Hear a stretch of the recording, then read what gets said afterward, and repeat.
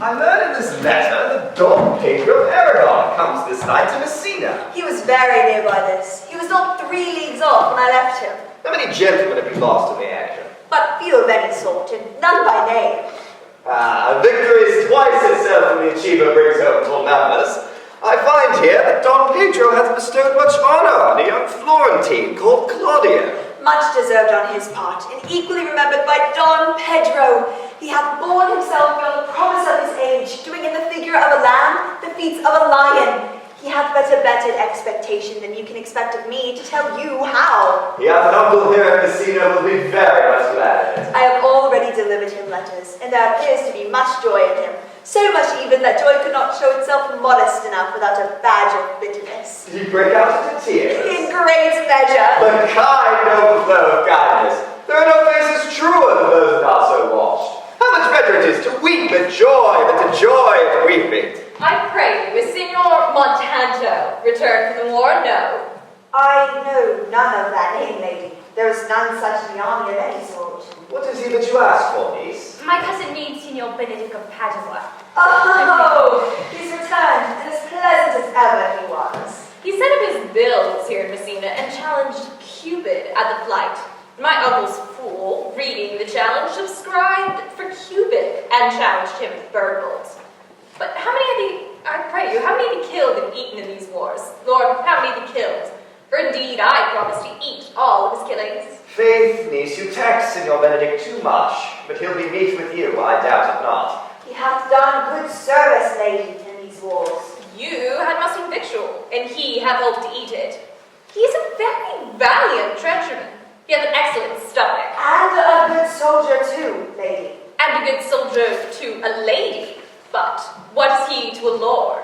A lord to a lord, a man to a man, stuffed with all honorable virtues. 'Tis so indeed. He is no less than a stuffed man. But for the stuffing, well, we are all mortal. You must not, sir, mistake my niece. There's a kind of merry war twixt Signor Benedict and her. They never meet, but there's a skirmish of wit between them.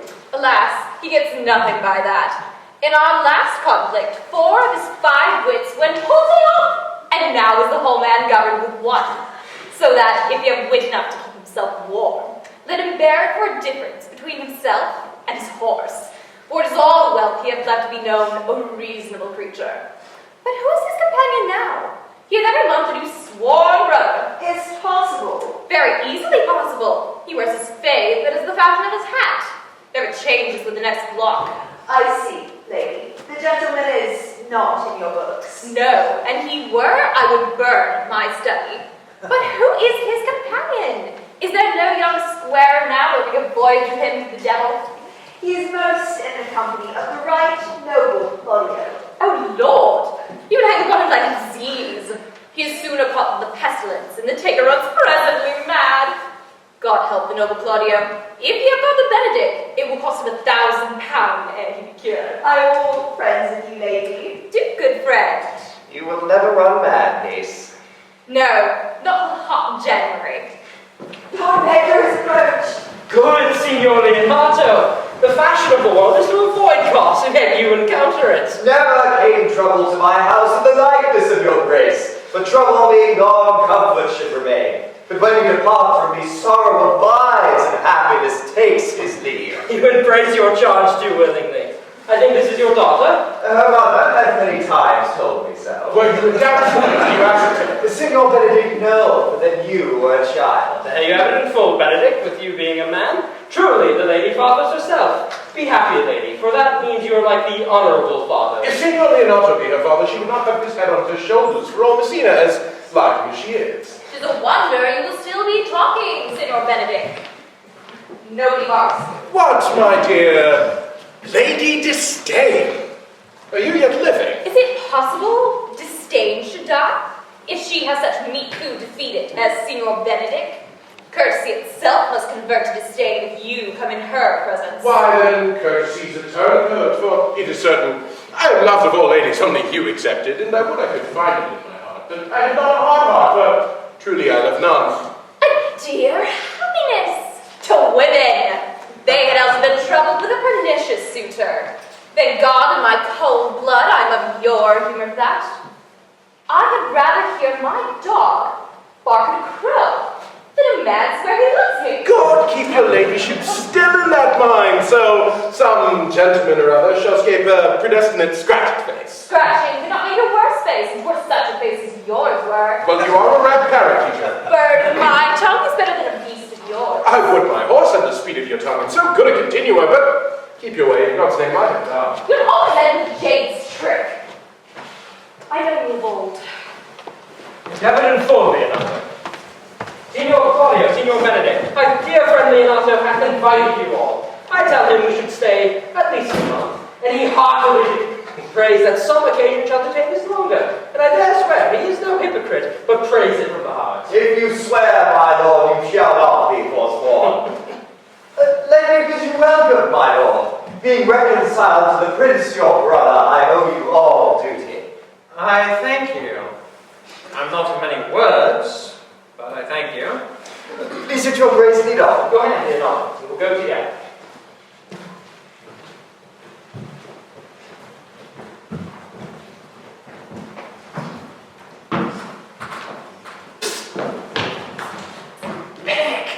Didst thou note the daughter of Signor Leonato?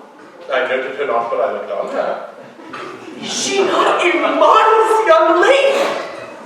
Do you question me as an honest man should do for my simple, true judgment, or would you have me speak after my custom, being a professed tyrant to their sex?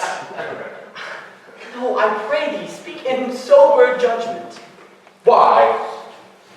In faith, thinks she's too low for a high praise, too brown for a fair praise, too little for a great praise. Only this combination I can afford her. That were she other than she is, she weren't handsome. But being no other but as she is, I do not like her. Thou thinkest I am in jest. I pray thee, tell me truly how thou likest her. Would you buy her that you inquire after her? Can the world buy such a jewel? Yea, and a case to put it into. But speak you this with a sad brow, or do you let the flouting jack to tell us Cupid is a rare hair finder and Vulcan a rare garnisher? Come, what key shall a man take you to join in the song?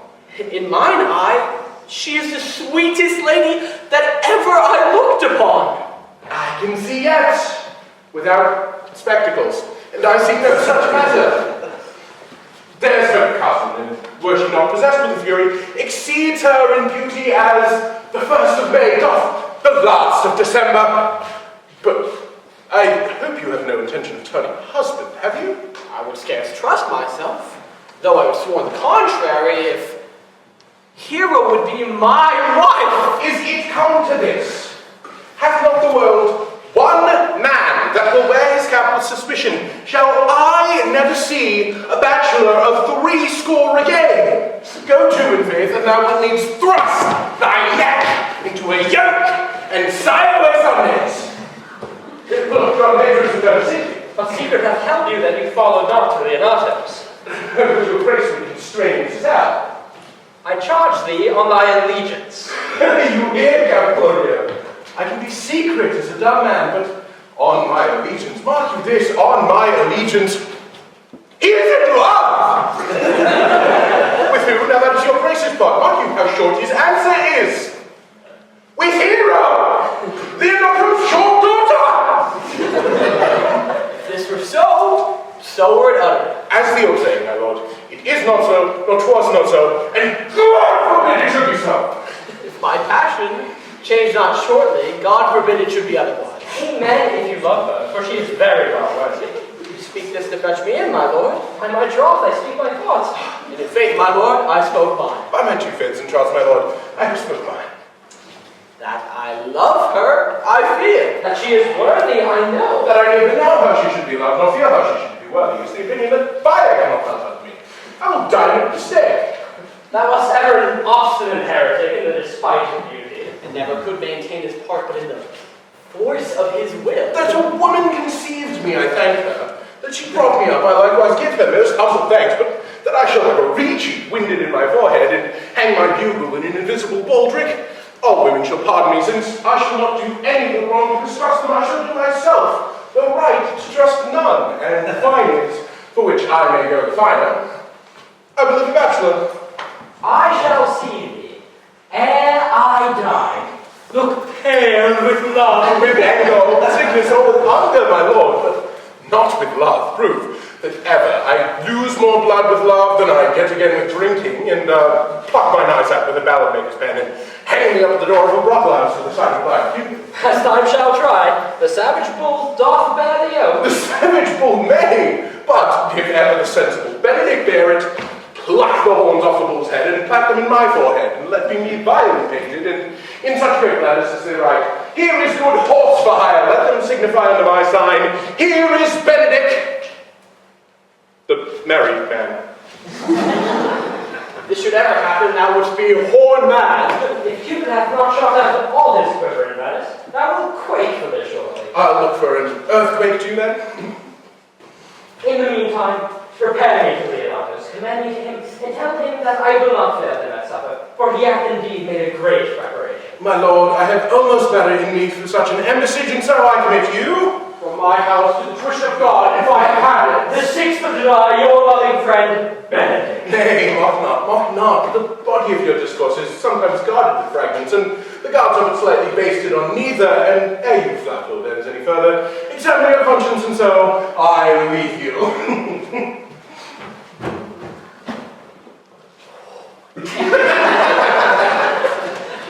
Your Highness, your liege now may do me good. My love is thine to teach. See, and you will see how apt it is to learn any hard lesson that will do you some good. Leonardo any son, my lord. No child but Hero. She is his only heir. Dost thou affect her, Claudia? Oh, my noble lord, when you went onward on this ended action, I had looked upon her with a soldier's eye. I had liked, but had a rougher task in hand than to drive liking to the name of love. But now I am returned, and those war thoughts have left their places vacant. In their rooms come thronging soft and delicate desires, all prompting how fair young Hero is. Saying I liked her ere I went to wars. Thou wilt be like a lover presently, and tire the hearer with a book of words. Is that not why thou began to twist such a fine story? How sweetly you do minister to love, that knows love grief by his complexion. But lest my liking might too sudden seem, I would have salved it with a longer treatise. What need the bridge much broader than the flood? The greatest fit is the necessity. Now that you love her, hold it up, and I shall fit thee with the remedy. I know we are to have some reveling tonight. I shall assume thy part in some sort of disguise, and tell Hero that I am Claudia. Then I'll unclasp my heart into her bosom, and take her hearing captive with the strong encounter of my amorous tale. Then to her father I will break, and in conclusion she will be yours. Come, let us put it presently.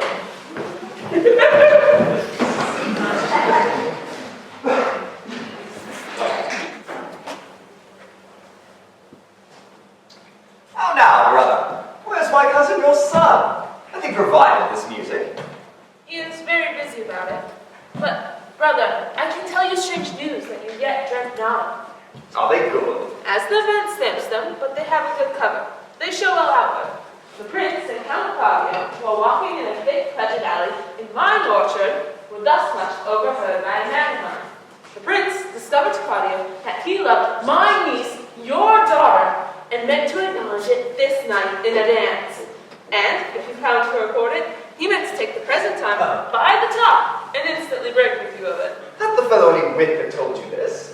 Good shot, fellow. We'll send for him and question him yourself. No, we'll hold it as a dream till it appear itself.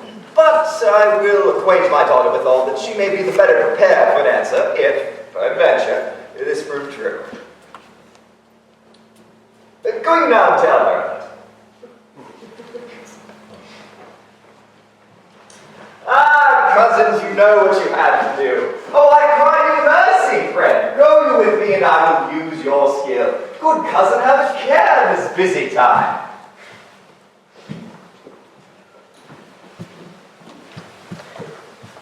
What the good year, my lord? Why are you thus out of measure sad?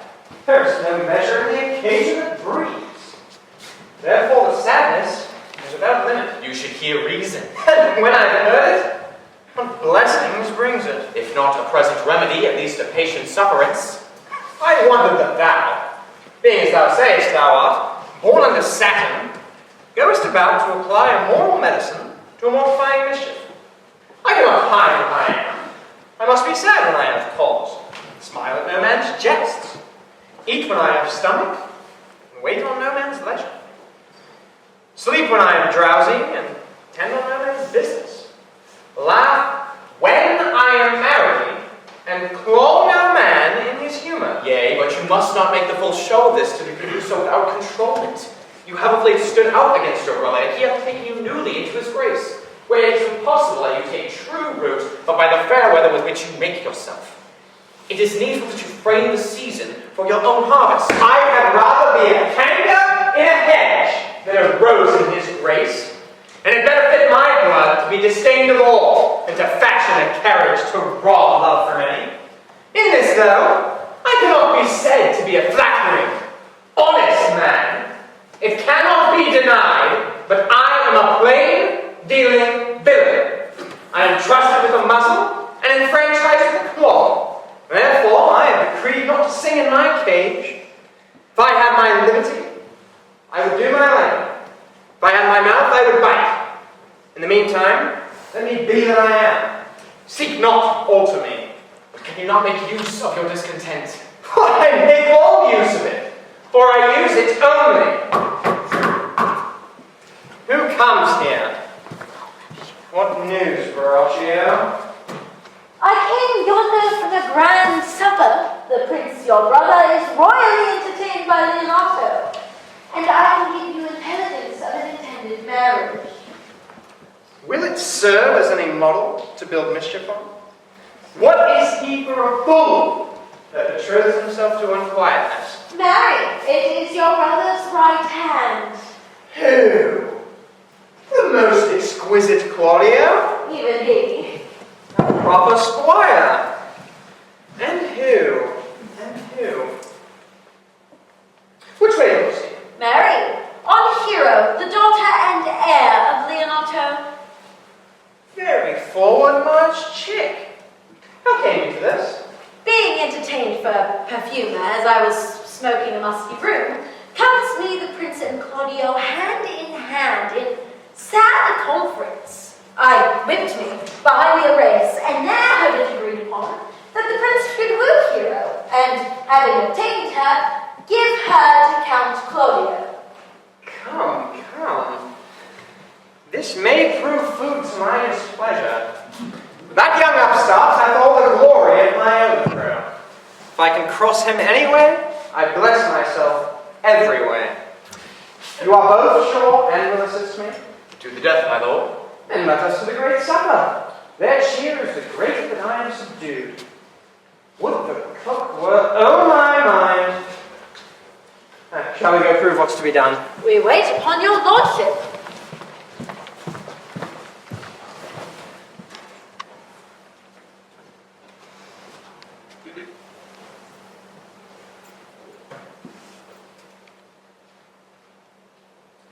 Was not Count John here at supper?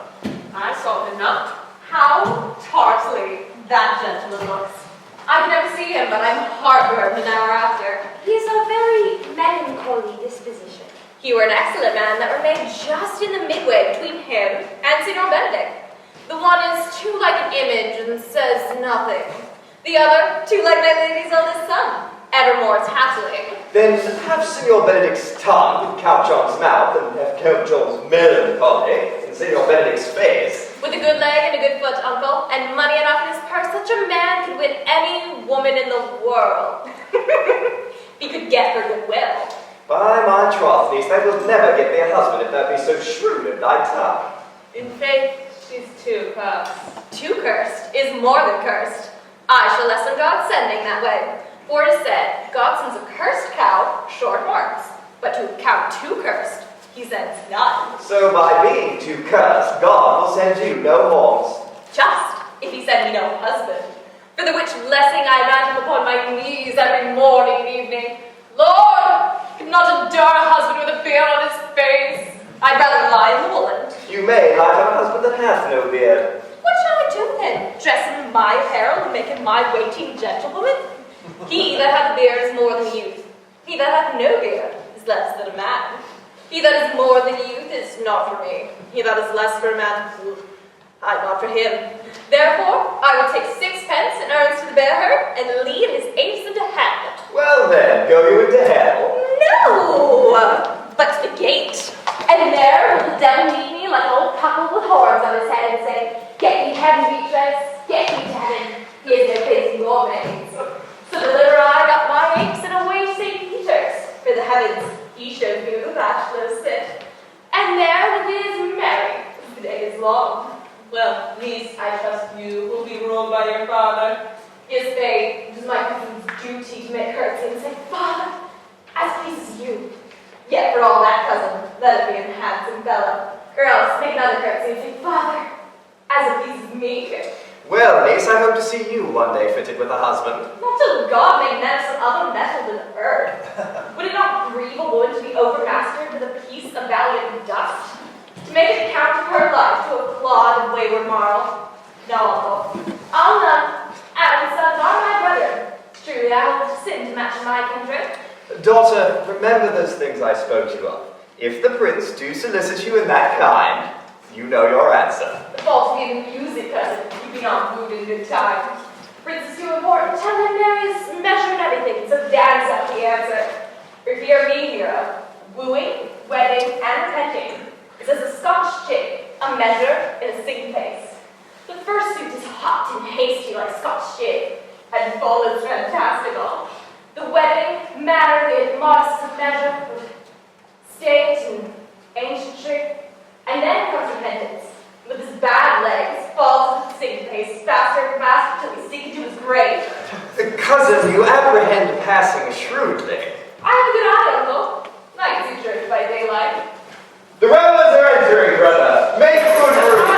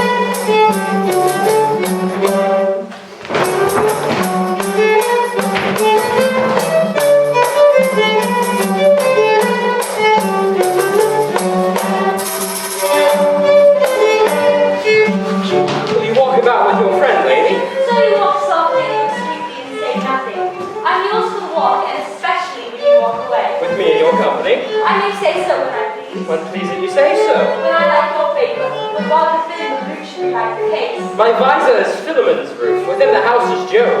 Why then your visor should be thatched? Speak low if you speak love.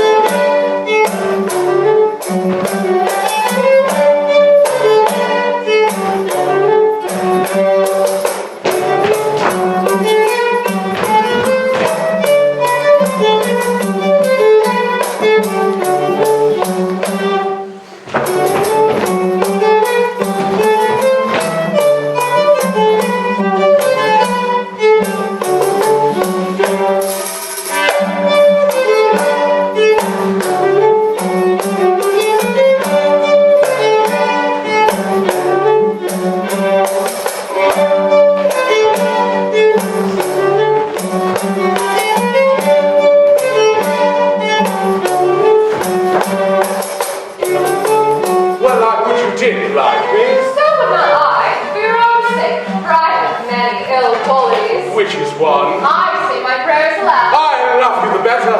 The hearers may cry. Amen. God, match me with a good dancer. Amen. And God, keep him out of my sight when the dance is done. Answer, Clark. No more words. The clock is answered.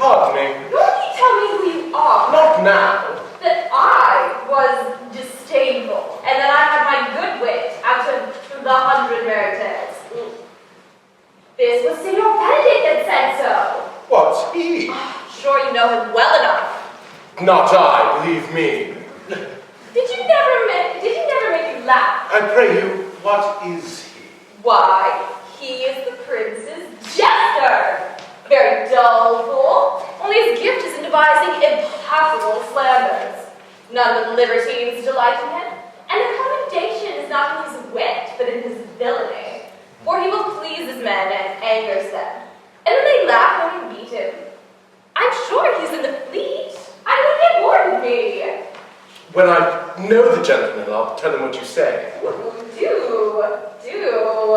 He'll look brave in comparison or two on me, which, peradventure not marked or not laughed at, strikes him into melancholy. And then there's a partridge wing saved. The fool will eat no supper that night. I call here. In every good thing. Maybe the unhappy the next person.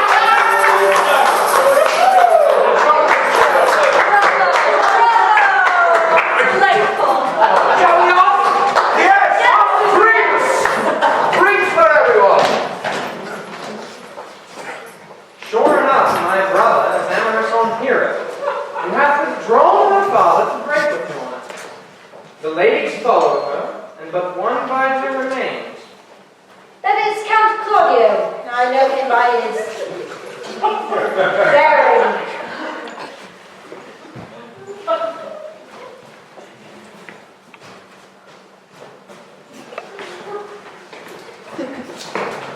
Are not you, Signor Benedict? I am he. You know me well. You are very near my brother in his love. He is enamored on Hero. I pray you dissuade him from her. She is no equal for his birth. You may do the part of an honest man in it. How you know he loves her? I heard him swear it. So did I too. You swore you would marry her tonight. Come, let us to the banquet.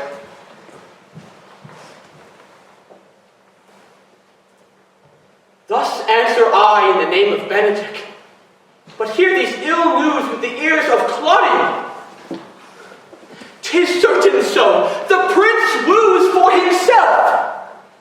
Friendship is a constant in all other things, save the office and affairs of love.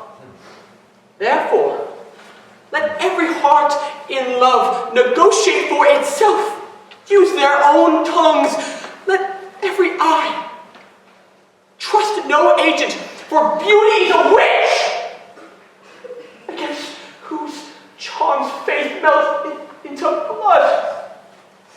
This is an accident of hourly proof which I mistrusted not. Therefore, farewell, hero. Count Claudio. It be the same. Come, will you go with me? Whither? Even to the next willow about your business, County.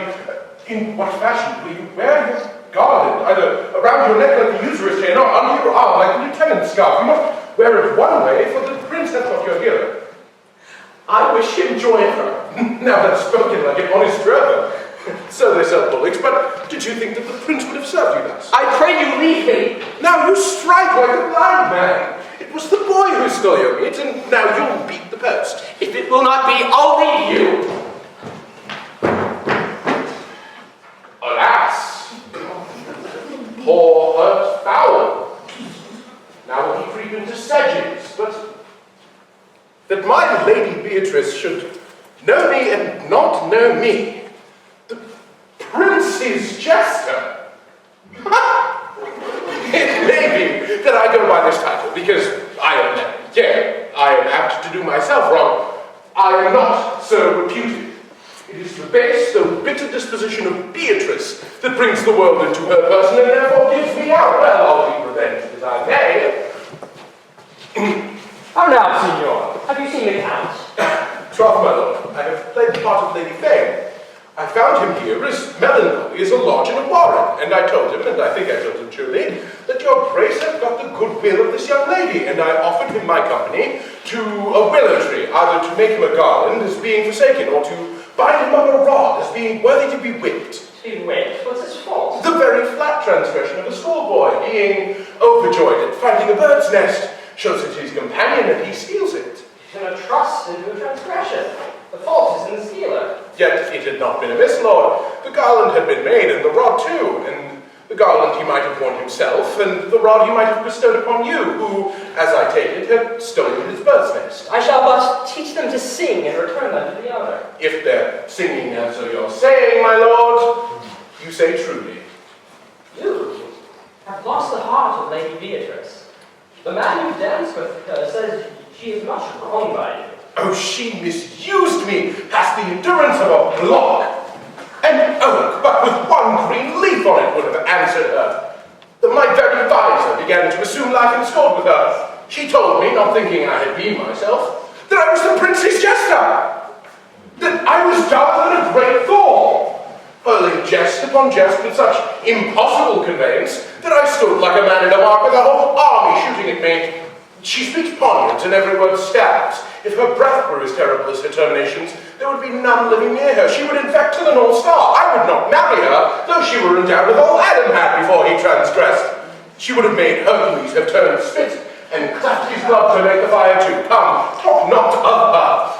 You shall find her the infernal Ate in good apparel, and I would to God some scholar would conjure her, for while she is here, a man may live as quiet in hell as in a sanctuary, and people sit upon purpose to go thither. Thus all disquiet, horror, and perturbation I will not go on any errand your grace can devise to send me on to the world's end. I will go now to the Antipodes for any service you can devise. Fetch you a toothpicker from the furthest inch of Asia. Bring you the length of Prester John's foot. Fetch you a hair from the great Cham's beard. Do you any embassage to the pygmies rather than hold 3 words conference with this army? You have no employment for me. None, but to desire your good company. Oh, God, my lord, here's a dish I love not. I cannot enjoy my lady tongue. You have lost the heart of Signor Benedict, lady. Indeed, my lord. He lent it me a while, and I gave him use for it. Double hard for a single one. Married once before, he won it of me with false dice. Therefore your grace may well say I've lost it. You have put him down, lady. You have put him down. So I would not he should do me, lest I should become the mother of fools.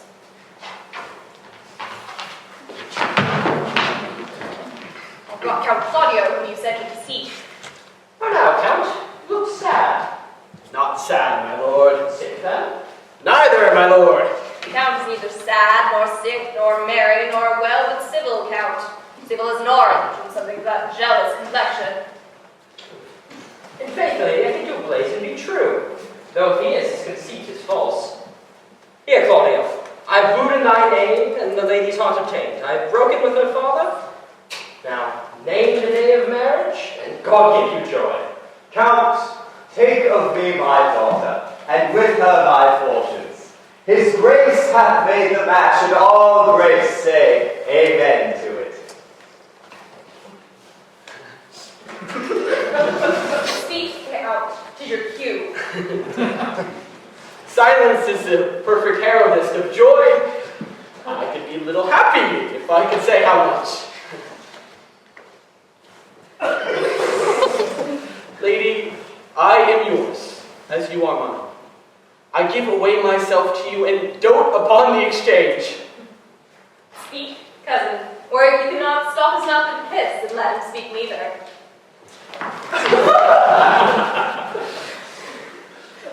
In faith, lady, you have a merry heart. Yea, I think, and poor fool keeps on the windy side of care. My cousin tells him in his ear, he is in her heart. So she doth, cousin. Good Lord, for alliance. Thus goes everyone to the world but I'm sunburnt.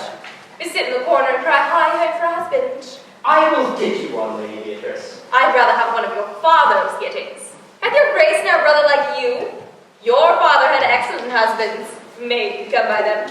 If you have me, lady. Oh, my lord. Let's not think about another for working days. Your grace is too costly to wear every day. But pardon me, your grace. I was born to speak all mirth, and no matter. Your silence most offends. For it is best that you speak merry, for it is clear you were born in a merry hour. No. Sure, my lord, my mother cried, and then there was a star danced. Under that I was born. Cousins, God give you joy. Niece, will you look to those things I spoke to you of? I cry you mercy, uncle, by your grace's pardon. She is a pleasant-spirited woman. There's little of the melancholy element in her, my lord. She is never sad but when she sleeps, and not ever sad then. For my daughter hath said she hath often dreamt of unhappiness, and waked herself with laughter. She cannot hear tell of a husband. Oh, by no means, my lord. She mocks all her wooers out of suit. She would make an excellent wife of Benedict. Oh, Lord, my lord, if they were but a week married, they would talk themselves mad. True. County, one time you go to church. Tomorrow.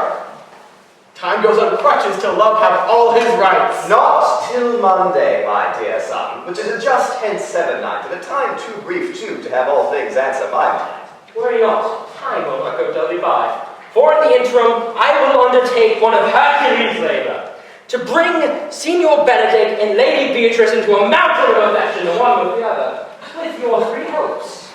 My lord, I am for you, though it cost me 10 nights' watchings. I will help thee too, my lord.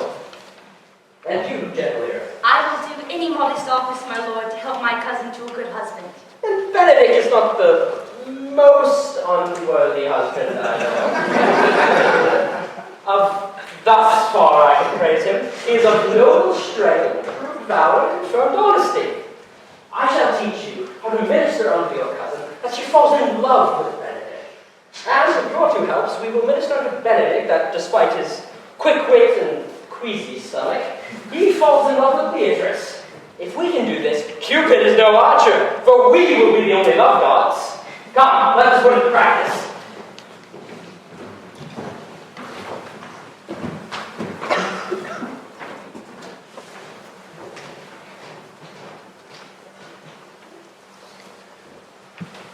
It is so! The Count Claudio shall marry the daughter of Leanna.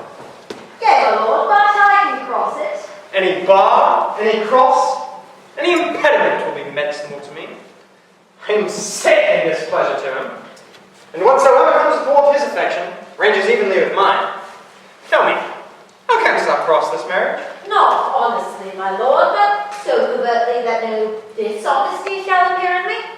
Show me briefly how. I believe I told your lordship a year since how in favour I am of Margaret, the waiting gentlewoman to hero. I remember. I can at any unseasonable instant of the night appoint her to look out her lady's chamber window. And what life is in that to be the death of this marriage? The poison of that lies in you to temper. Go you to the prince. Tell him he hath wronged his honour in marrying the renowned Claudio, whose estimation do you mightily hold up, to a contaminated state such as one is hero.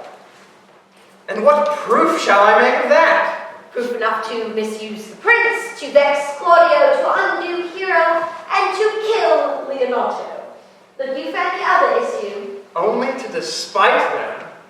I will endeavour anything. Go then. Finally meet out to draw Don Pedro and Count Claudio alone. Tell them you know hero loves me. Intend a kind of zeal to both the prince and Claudio, as in love of your brother's honour, who hath made this match, and his friend's reputation, who is thus like to be cousin to the sentiments of a maid that you have discovered thus. They will scarcely believe this without trial. Offer them instances, which shall bear no less likelihood than to see me outside her chamber window. Hear me, come Margaret's hero, hear Margaret, serve me Claudio, and bring them to see this the very night before the intended wedding.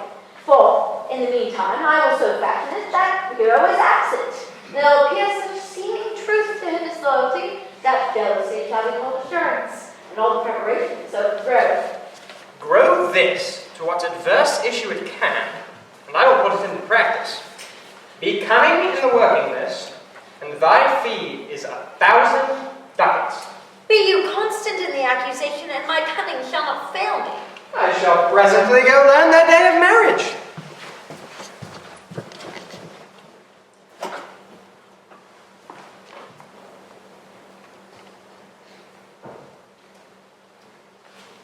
Boy!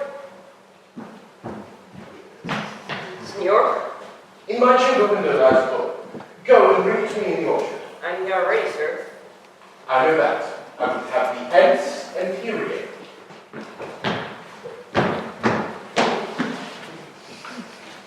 I do much wonder that one man, seeing how much another man is a fool when he dedicates his behaviours to laugh, shall, after having laughed at such shallow follies in others, become the argument of his own scorn by falling in love. And such a man is Claudio. I have known when there was no music in him, but the drum and the fife.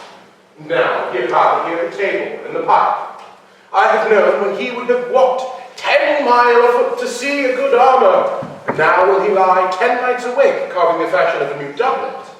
He was wont to speak plain and to the purpose, like an honest man and a soldier, and now is he turned all orthography. His words were a very fantastical banquet, just so many strange dishes. Shall I ever be converted and see with these eyes? I cannot say, I think not. But I will not be sworn, because love may make me an oyster. But I will be sworn that till love hath made an oyster of me, he shall never make me such a fool. One woman is fair, yet I am well. Another is wise, yet I am well. Another is virtuous, yet I am well. Until all graces come in one woman shall not come in my grace. Rich she'll be, that's certain. Wise, wrong, unvirtuous, wrong never cheapen her. Fair, I'll not look on her. Mild, come not near me. Noble, or not I for an angel, but of good discourse, and an excellent musician, and her hair shall be black. Whatever color it please God. Ah, the prince and Monsieur Love. I will hide me in the armor. Come, shall we hear music? Oh, very well, my lord. How still the evening is, as hushed on purpose to grace harmony. Have you seen where Benedict hath hid himself? Oh, very well, my lord. The music ended, we'll fit the kid box with a pennyworth. Come, Balthazar, we'll hear that song again. Oh, good, my lord. Tax not so bad a voice to slander music any more than once. It is the witness still of excellency, on such a strange face on one's own perfection. But let me woo no more. Because you talk of wooing, I shall sing. For many a wooer doth commence his suit with one he thinks unworthy. Nevertheless, he still woos, yet he says he loves. Come, put up no more argument, or if you do it in notes. Note this before my notes. There's not a note of mine that's worth the noting. These are very crochets he speaks. Notes, forsooth and otherwise. Now divine air, now is his soul ravished, but is it not strange that sheep's guts shall hail their souls out of men's bodies? Well, the whole for my money when all's done. Sigh no more, lady, sigh no more. Men were deceivers ever. 1 foot in sea and 1 on shore, to one thing constant never. But sigh not so, but let them go, and be thee blithe and bonny, converting all your songs of woe into hey nonny nonny. Sing no more, Dickie, sing no more of dumps so dull and heavy. The fraud of man was ever so since summer first was levied. But sigh not so, but let them go, and be thee blithe and bonny, converting all their sounds of woe into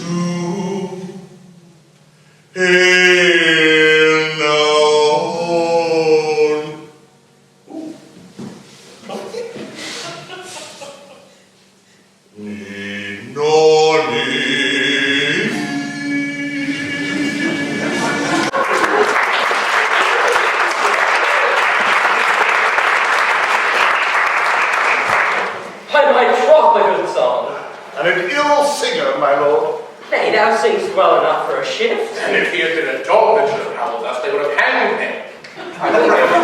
Bad voice bode no mischief. I had as lief that heard the night raven, and pray no plague comes after it. Pray you, Balthazar, get us some excellent music for tonight. We will have it at the ladies' chamber window. The best I can, my lord. Do so, farewell.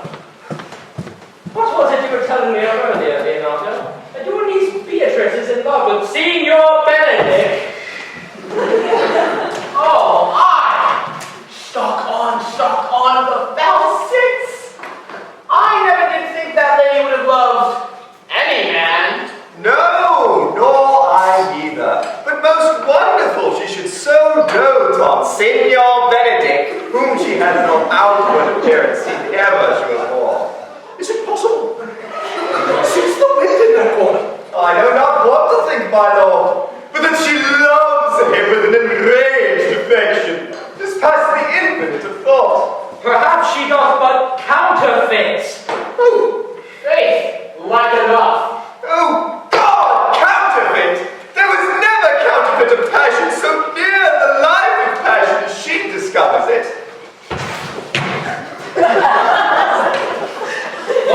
What effects of passion shows she? The hook will, his fish will bite.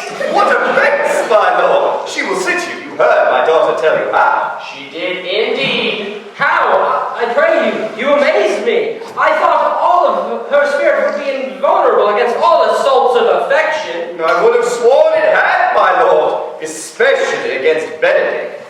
I should think this a god that the white-bearded fellow speaks it. Neither it must you hide himself in such reverence. He hath taken the infection. Keep it up! Hath she made her affection known to Benedict? No! And swears she never will. That's her torment. Is true indeed. So your daughter says, "Shall I," says she, "I have oft encountered him in scorn, write to him that I love him." This, says she, when she's begun to write to him. This will be up 20 times a night. And there will she sit in her smock till she hath writ a sheet of paper. My daughter tells us all. You talk of a sheet of paper. That reminds me of a pretty jest your daughter told us of. That when she had writ it and was reading it over, she found Benedict and Beatrice between the sheets. Oh, she tore the letter into 1,000 halfpence, railed at herself that she should be so modest, and to write to one she knew without her. I measure him, said she, by my own spirit. If I could love him if he writ to me, yea, though I love him, I should. Then down upon her knees she falls, weeps, sobs, beats her heart, tears her hair, prays, curses. Oh, sweet Benedict! God, give me patience. Doth indeed, my daughter says so.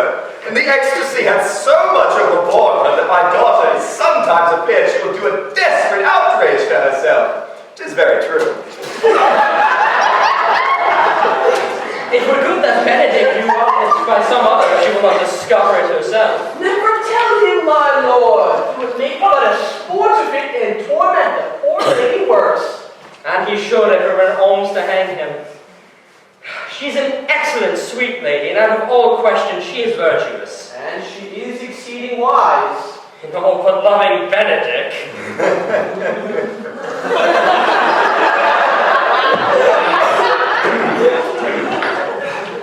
Oh Lord, my Lord, wisdom and blood combating in so tender a body. We have 10 proofs to 1 that blood hath the victory. I am sorry for her, as I have just cause, being her uncle and her guardian. I would she had bestowed this dotage on me. I would have daffed all other respects and made her half myself. I pray we tell Benedict of it. Good, think you. Hero thinks surely she will die. Or she says she will die ere she make her love known. And she will die if you love her not. And she will die ere she make one breath of her accustomed crossness. She doth well. Should she make tender her love, 'tis very possible the man will scorn it. For it is true that Benedict hath a very contemptible spirit. He is a very proper man. He hath indeed a good outward happiness. And before God, in my mind, very wise. He doth indeed show some sparks that resemble wit. And I take him to be valiant. As Hector, I assure you. For he either manages quarrels with utmost discretion, so as he either avoids them entirely or undertakes them with most Christian-like fear. If he do fear God, he must necessarily keep peace. If he break the peace, he must enter into a quarrel with fear and trembling. And so he will do, for the man doth fear God, as much as it does not seem to be in him by some large jest he makes. Well, I am sorry for your niece. Shall we go tell Benedict of her love? Nay, let her wear it out with good counsel. Nay, that's impossible. She may wear her heart out first. Well, we will hear it more by your daughter. Let it cool a while. I love Benedict greatly, and I wish he would take an earnest look at himself and see how unworthy he is of such a sweet lady. My lord, will you walk? Dinner is ready.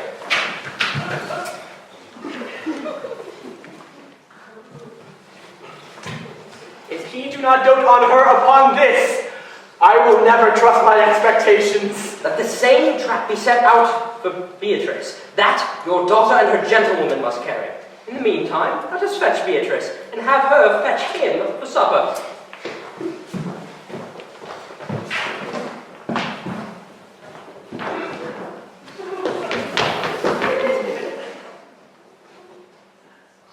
This can be no trick. The conference was sadly more. They have the truth of this from Hero. They seem to pity the lady. It seems her affections have their full bent. Love me. Why? It must be requited. I hear how I am censured. They say that I will bear myself proudly if I spy the marks of love come from her. They say, too, that she will rather die than show any signs of affection. I did never think to marry. I must not seem proud. Happy are they who can hear their distractions and put them to mending. They say, the lady is fair. 'Tis the truth. I can bear them witness. And that she is virtuous, 'tis so. I cannot approve it. And wise but for loving me. Why, that's no addition to her wit, nor no great argument of her folly. For I would be horribly in love with her. I may chance have some odd quirks and remnants of wit broken on me, for I've railed so long against it, but doth not the appetite alter? The man loves the meat in his youth that he cannot endure in his age. Shall these quips and sentences in paper bullets of the brain, or a man out of the career of his humour? No, the world must be peopled. When I said I would die a bachelor, I did not think that I would live till I'm married. Here comes Beatrice. By the stage, she's a fine lady, and I despise not to love her.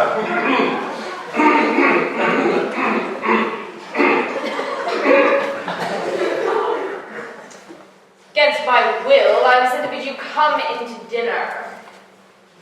Fair Beatrice, I thank you for your pains. I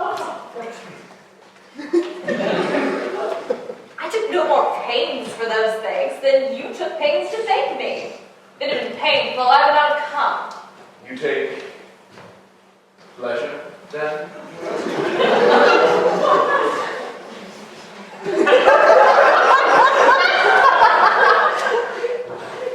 Yea, just so much as I may take on a knife's point and choke a doll ball.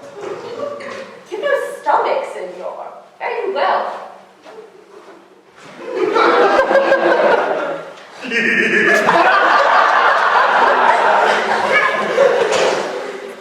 Against my will, I am sent to bid you come into dinner. There's a double meaning in that. I took no more pains for those things than you took pains to thank me. Why, as if to say, any pains I take for you are as easy as thanks. I'll go get a picture.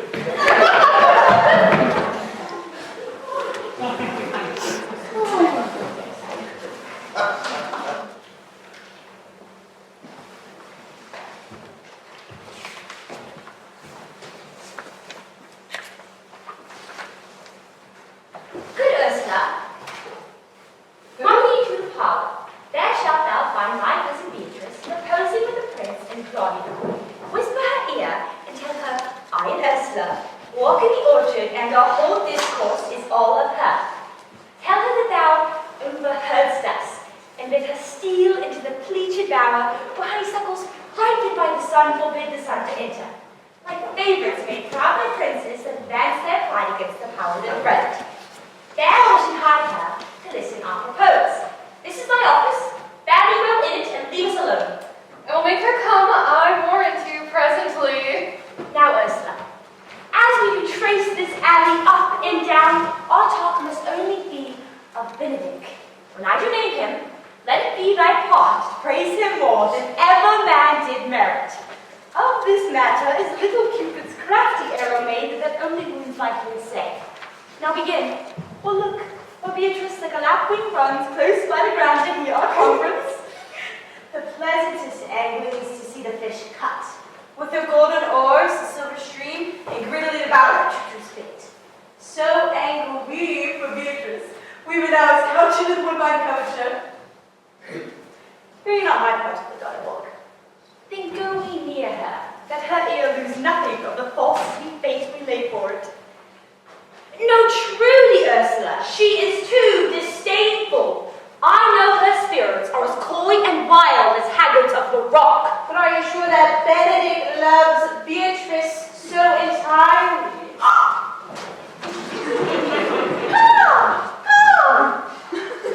So says the prince, and my new betrothed lord. And did they bid you tell her of it, madam?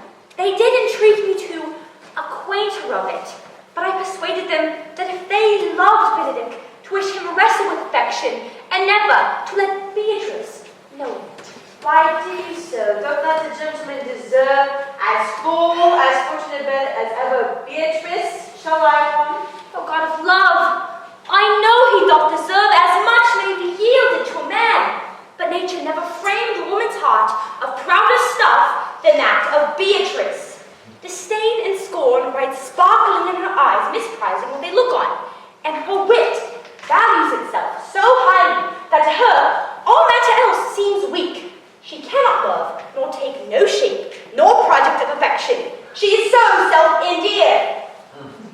Sure, I think so. And therefore certainly were not good she knew his love, lest she'll make sport at it. Why do you speak truth? I never yet saw a man. How wise, how noble, how young, how rarely featured. But she would spell him backward. If fair-faced, she would swear the gentleman should be her sister.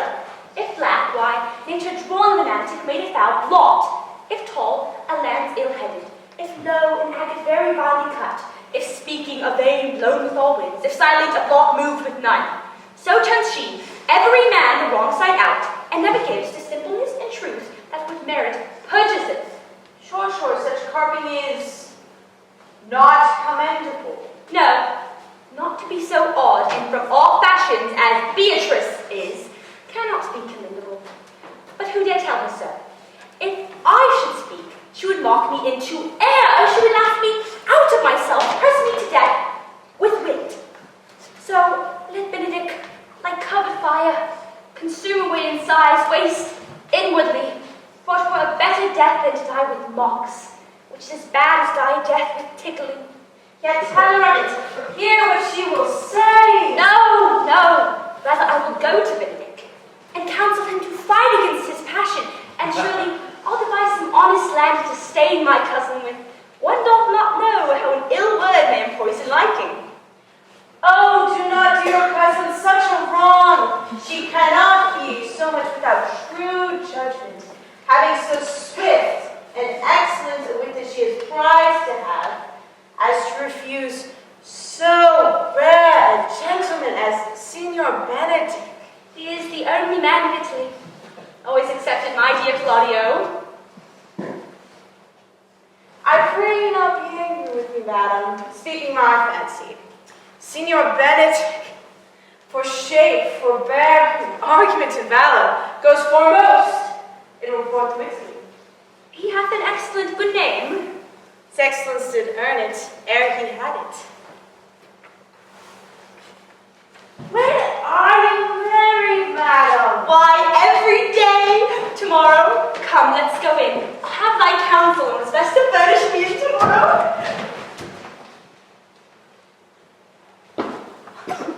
She's lying, madam. I warrant you, we have caught her. If it proves so, then loving goes by haps. Some cupids kill with arrows, some with traps. What fires in mine ears? Can this be true? Stand I condemned for pride and scorn so much? Contempt farewell, and maiden pride adieu. No glory lives behind the back of such. And Benedict, love on. I will requite thee.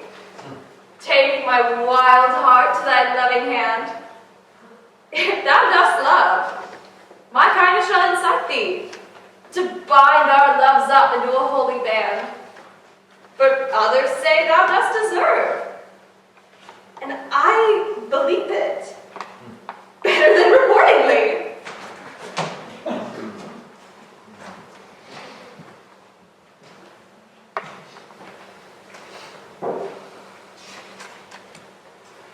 I do but stay through your marriage, be consummate. Then I go towards Aragon. I'll bring you thither, my lord, if you'll vouchsafe me. Nay, that would put such a stain in the new gloss of your marriage as to show a boy his new coat and a forbidden word.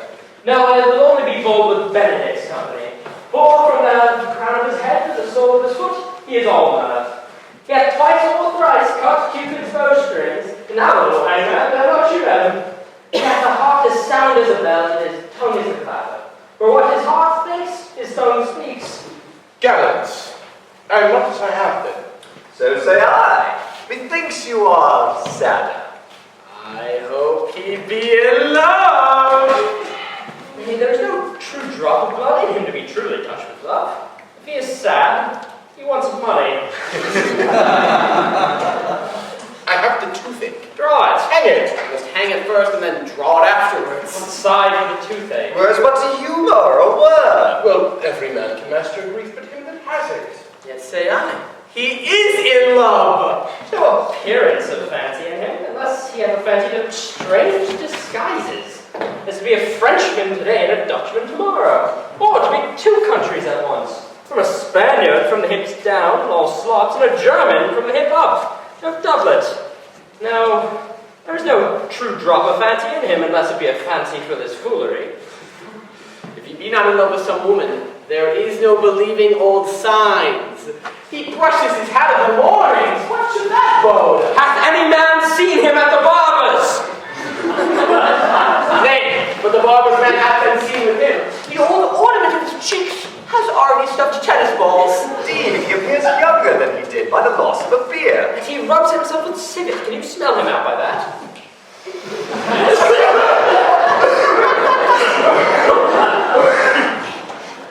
That's as much to say. The sweet youth in love. Greatest hint of all is his melancholy. And when was he wont to wash his face? Yea, or paint himself, of which I hear what they say of him. Nay, but his jesting spirit, which is now crept into a lute string and now governed by stops. That does tell a heavy tale. Conclude, he is in love. Nay, but I know who loves him. That I would know too. I pity the man who knows it not. Yea, and all his ill conditions, and in despite of them, she dies for him. She will be buried with her face upward. Yet this is no charm for the toothache. Oh, senor. Welcome, my lord. I have studied 8 or 9 wise words to speak to you, which these hobby horses must not hear.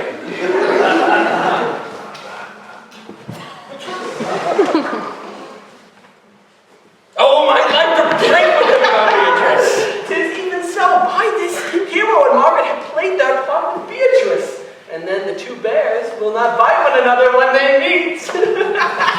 My lord and brother, God save me. Good evening, brother. I would speak to you if your letter served. In private. If it please you, yes, Count Claudio may wish to hear, for what I would speak of concerns him. What's the matter? Means your lordship to be married tomorrow. You know he does. I know not that. When he knows what I know. If there be any impediment, I pray you discover it. You may think I love you not. Let that appear hereafter, and aim better at me by that I now manifest. For my brother, I think he holds you well, and in dearness of heart hath hoped to effect your ensuing marriage. Surely suit ill spent and labour ill bestowed. Why, what's the matter? I came hither to tell you, and circumstances shortened, for she has been too long a talking of. The lady is disloyal. Who? Hero? Even she? Leonato's hero. Your hero. Every man's hero. Disloyal. The word is too good to paint out her wickedness. I could say she were worse. Think you have a worse title, and I will fit it to her. Wonder not till further warrant. Go but with me tonight, and you will see her chamber window entered the very night before her wedding day. If you love her then, tomorrow wed her. but it would benefit your honor to change your mind. May this be so? I would not think it. If you trust not that you see, confess not that you know. Go but with me tonight, and I will show you enough. When you have seen more and heard more, proceed accordingly. If I see anything tonight why I should not marry her, tomorrow in the congregation where I should wed her, there I shame her. And as I wooed for thee to obtain her, I shall join thee in disgracing her. I will disparage her no further till you are my witnesses. Bear it coldly but till midnight, and let the issue show itself. Oh, day untowardly turned. Oh, mischief strangely thought. Oh, plague right well prevented! So you will say when you have seen the secret.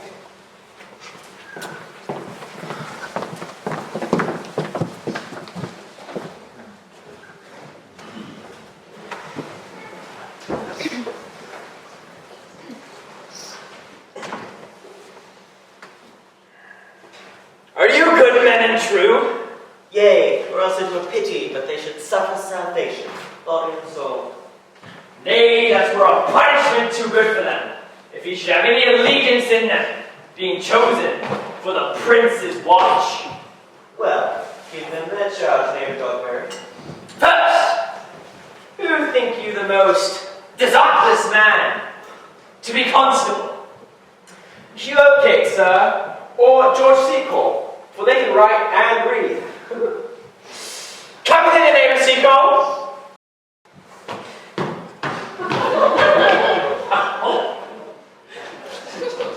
God hath blessed you with a good name. To be the well-favored man is the gift of fortune, but to read and write comes by nature. Birthwage, Master Constable. You have! I knew it would be your answer. Well, sir, for your favor, why give God thanks and make no boast of it? As for your reading and writing, let that appear when there is no need for such vanity. You are thought here to be the most senseless and fit man for constable. Therefore, bear you the lantern. This is your charge. You are to comprehend all vagrom men. You are to bid any man stand in the prince's name.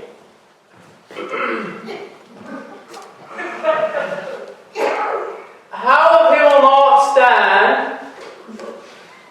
Why, then take note, but let him go, and presently call the rest of the watch together, and thank God you are rid of such a name. If he will not stand, he is bidden.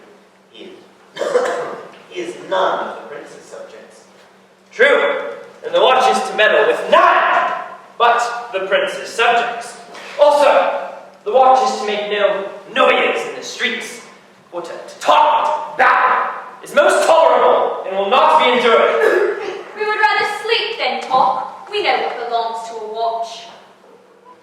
Why, you speak like an ancient and most quiet watchman. Only have cared that your bills be not stolen? Well, you are to go on all of the alehouses and bid those that are drunk get them to bed.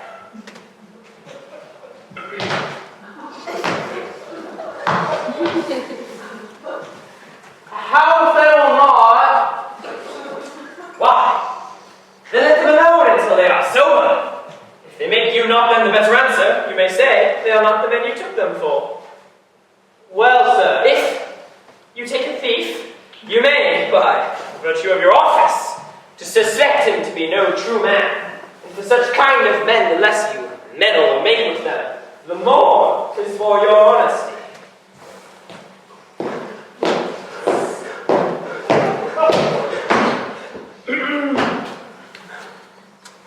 If we know him to be a thief, shall we not lay hands on him? Truly, by your office you may.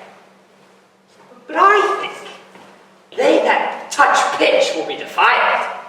The most peaceable way for you, if you do take a thief, is to let him show himself for what he is and steal out of your company. You have Truly, I would not hang a dog by my will, much more any man that hath any honesty in him. If you hear a child cry in the night, you must call to the nurse and bid her to still it. Ow, if the nurse be asleep and will not hear it. Why? Then what's peace? But let the child wake her with crying. For the ewe that will not hear the lamb and bars, will not see the calf when it bleats. 'Tis very true. This is the end of your charge. You, Master Constable, are to present the prince's own person.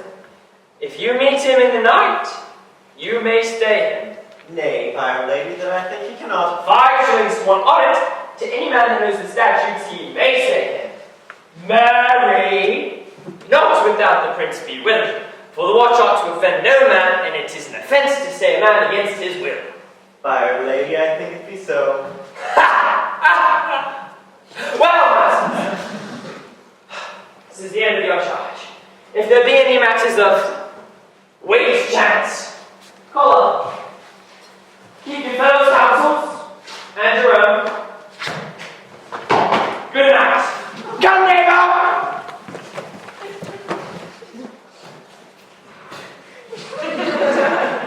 Well, masters, we hear our charge. Let us go sit over on the church bench till 2. And then all to bed.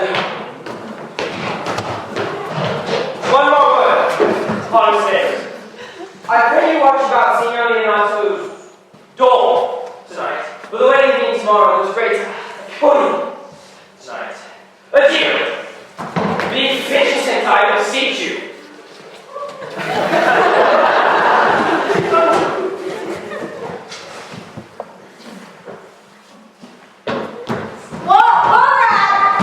Peace! Stir not! Comrade, I say! Here, man! I'm at thy elbow. That's my elbow is. I thought that would a scab follow. I know the answer for that. Now, forward with thy tale. Standing close, under this penthouse for a drizzled rain, and I will, like a true drunkard, unto all to thee. Some treason, masters, yet stand close. No, I have earned of Don John 1,000 ducats. Oh, is it possible that any villainy should be so No, it's rather ask how any villainy can be so rich. For when rich villains have need of poor ones name what price they will. I wonder at it. That shows ours unconfirmed. Thou knowest that the fashion of a cloak or a hat is nothing to a man. Yes, it is apparel. I mean the fashion. Yes, the fashion is the fashion. I may as well say the fool's the fool, but seest thou not what a deformed thief this fashion is? I know that deformed. He's been a vile thief this 7th year. He goes up and down like a gentleman. I remember his name. Didst thou not hear somebody? No, 'twas the vein on the house. Well, seest thou not what a deformed thief this fashion is? How giddily it stirs up all the hot bloods between 14 and 5 and 30, sometimes fashioning them like the fairest soldiers in the Ricci painting, but sometimes like Godbell's priests in the old church windows, sometimes like the shaven Hercules in the worm-smudged tapestry, where his codpiece is as massy as his glove. All this I see. And I see that the fashion wears out more apparel than the man, but art not thou thyself giddy with the fashion too? That thou hast shifted from thy tale into telling me of the fashion? Not so neither. Oh. No, I have tonight. Would Margaret, the waiting woman of a hero, by the name of Hero, she leads me out her lady's chamber window. She bids me 1,000 times good night.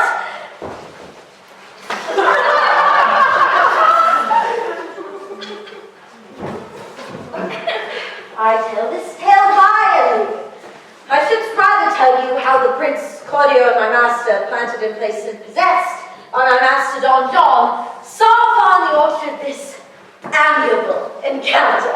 And thought they Margaret was hero. 2 of them did, the Prince and Claudio, but the devil my master knew she was Margaret, and partly by his oaths, which did possess them, and partly by the dark chiefly by my doing. When he did confirm any sign Don John put forth, away went Claudio enraged, swore he would meet her, as he was appointed the next morning in the temple, and there before the whole congregation, shame her with what he saw all night, send her home again without a husband. Call up the right master constable! We have here recovered the most dangerous piece of lechery that was ever known in the Commonwealth. I know Mr. Fawn, for he wears a lock. Masters, you'll be made ready to form forth, I warn you. Masters, we charge you, never speak. Let us obey you to go with us. They are likely to prove a goodly commodity being taken with these men's bills. The commodity in question, I warrant you. Come, we'll obey you.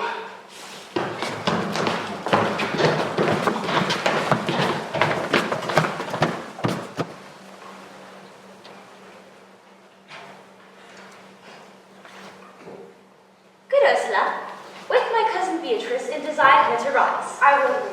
And bid her come hither. Well,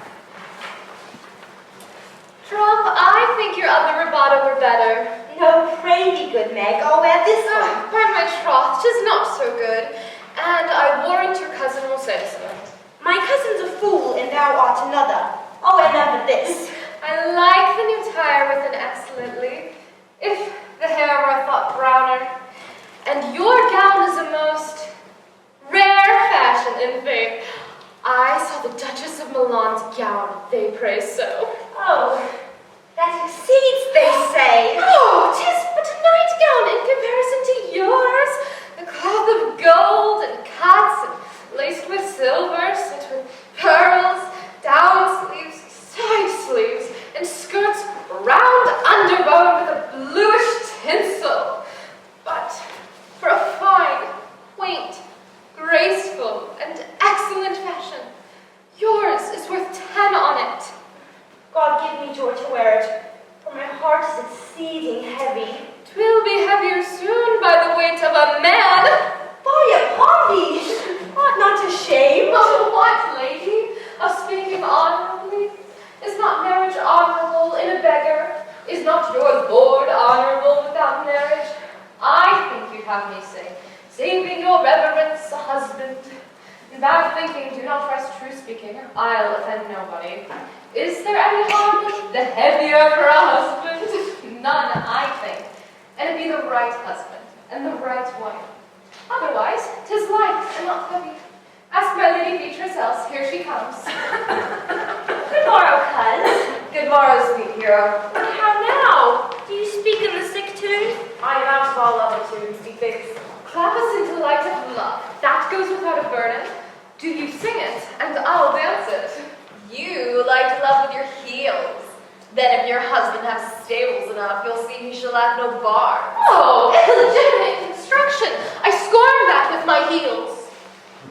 'Tis almost 5 o'clock, cousin. 'Tis time you were ready. By my scoff, I'm exceeding ill. Hi-ho, for a hawk, a horse, or a husband. For the letter that begins them all, H. Well, and you not be turned Turk. There's no more sailing by the star. What means the fool, trow? Nothing I, but God send everyone their heart's desire. These glass accounts seem to me are an excellent perfume. I am stuffed, cousin. I cannot smell. A maid and stuffed. There's goodly catching of cold. God help me. God help me. How long have you professed apprehension? Ever since you left it, doth not my wit become me rarely? It's not seen enough. You should wear it in your cap. Oh, my God, I'm sick. Oh.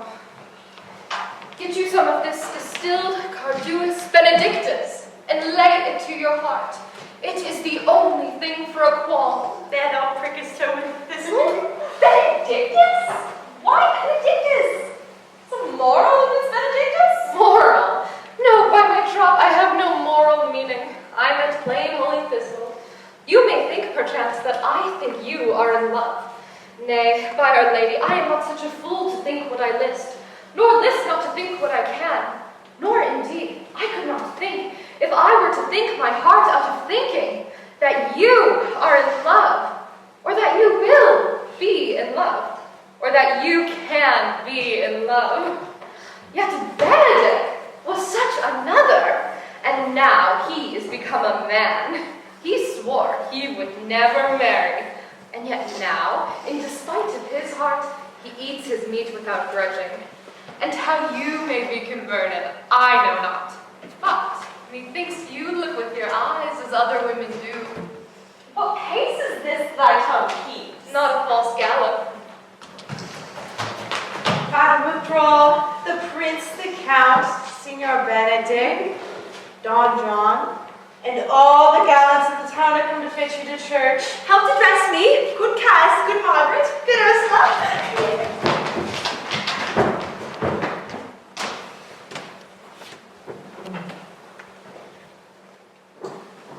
What would you with me, honest neighbor?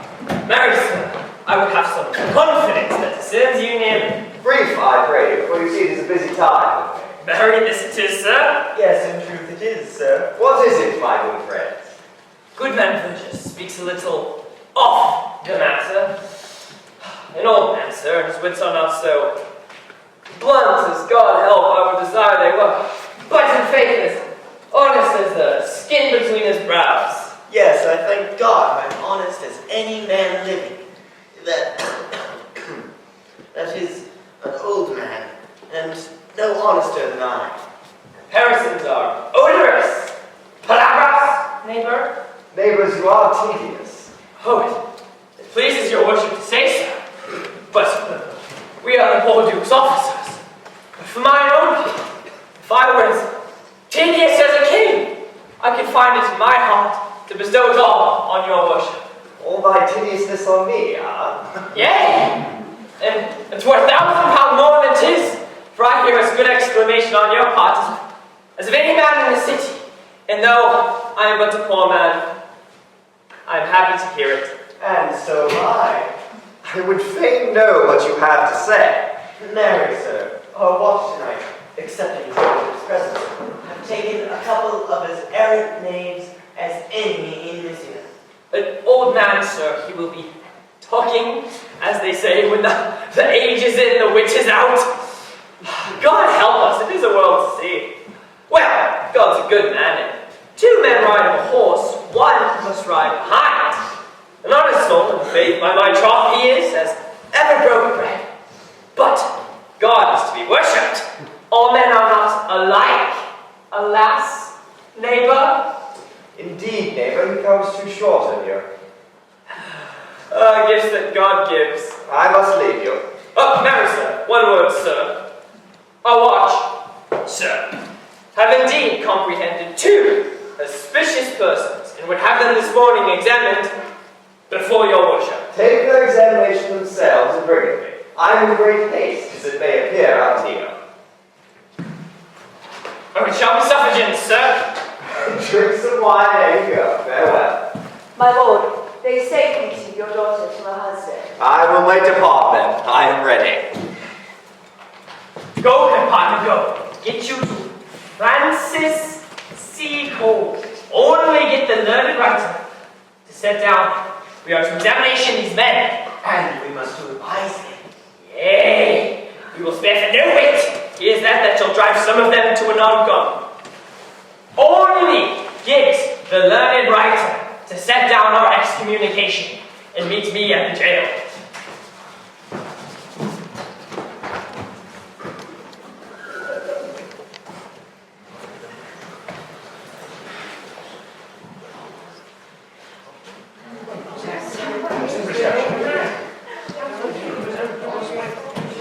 Come, bride Francis, be free. Only to the plain form of marriage, and you shall recount their particular duties afterwards. You come hither, my lord, to marry this lady? No. To be married to her! Fry, you come to marry her. Lady, you come hither to marry this count? I do. If either of you should know any inward impediment as to why you should not be conjoined together, I charge you on your souls to utter it. Know you any, hero? None, my lord. Know you any, count? I dare make his answer. None.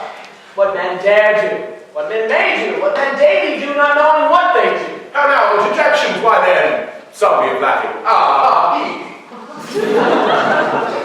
Standing by.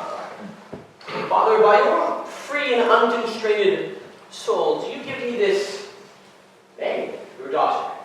As freely, son, as God did give her me. And what have I to give you back, whose worth may counterpoise this rich and precious? Nothing, unless you render her again. Sweet prince, you learn me noble thankfulness.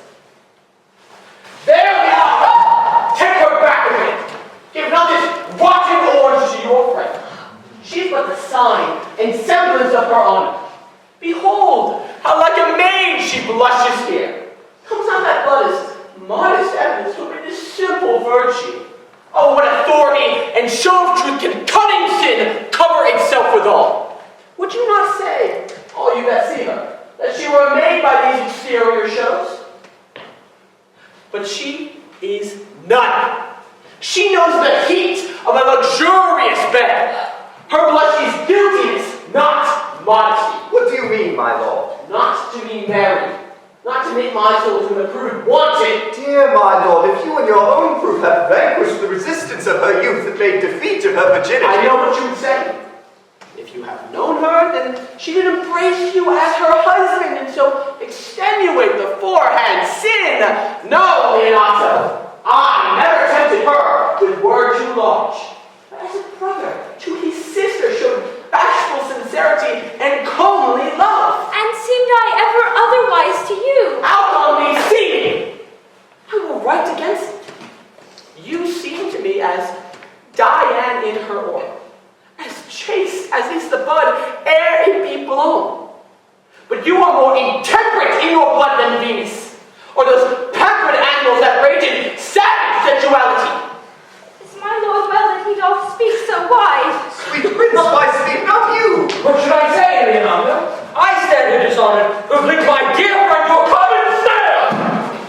These things spoken of do I but dream. They are spoken, and these things are true. This looks not like an actual... Stand out here, Leanna. Is this the prince? Is this the prince's brother? Is that face heroes? Are our eyes our own? Well, this is so, but what of it, my lord? Let me but move one question to your daughter. And with that fatherly and kindly power that you have in her, bid her answer truly. I charge thee do so as thou art my child. Oh, God, defend me. How am I beset? What kind of catechizing call you this? To make you answer truly to your name. Is it not hero? Who can blot that name with any just reproach? Marry, that can hero. Hero itself can blot out hero's virtue. What man was he? Talked with you yesternight, out at your window betwixt 12 and 1. If you are a maid, answer to this. I spoke with no man at that hour, my lord. Then you are no maid. Enough, I am sorry you must hear this, but upon mine honor, myself, this grieved count of my brother, did see her, did hear her at that hour last night, dropped with a ruffian, where like a most liberal villain, she discussed the most violent conduct she had had almost 1,000 times before. Fine. They don't to be named, my lord. Not to be spoken. There's no chastity enough in language, enough offense to utter them. Thus, pretty lady, I am sorry for thy much misgovernment. Oh, hero. What a hero hast thou been if half thy outward grace had been. And please not thy thoughts and counsels of thy heart. Fare thee well, most foul, most fair. Farewell, thou pure impiety and impious purity. For thee, I'll lock up all the gates of love, and on my eyelids shall conjecture hang to turn all beauty into thoughts of harm, and never shall it be more gracious. No man's dagger here points for me. Hello, hero! Wherefore sit you down? Come, let us go. These things come thus to light. Smother her spirits up. Cut off, lady. Dead, I mean! How uncle! Hero! My hero! Uncle! Senior Benedict Friar! Oh, fate, take not away thy heavy hand. Death is the fairest cover for her shame that may be wished for. How now, cousin hero?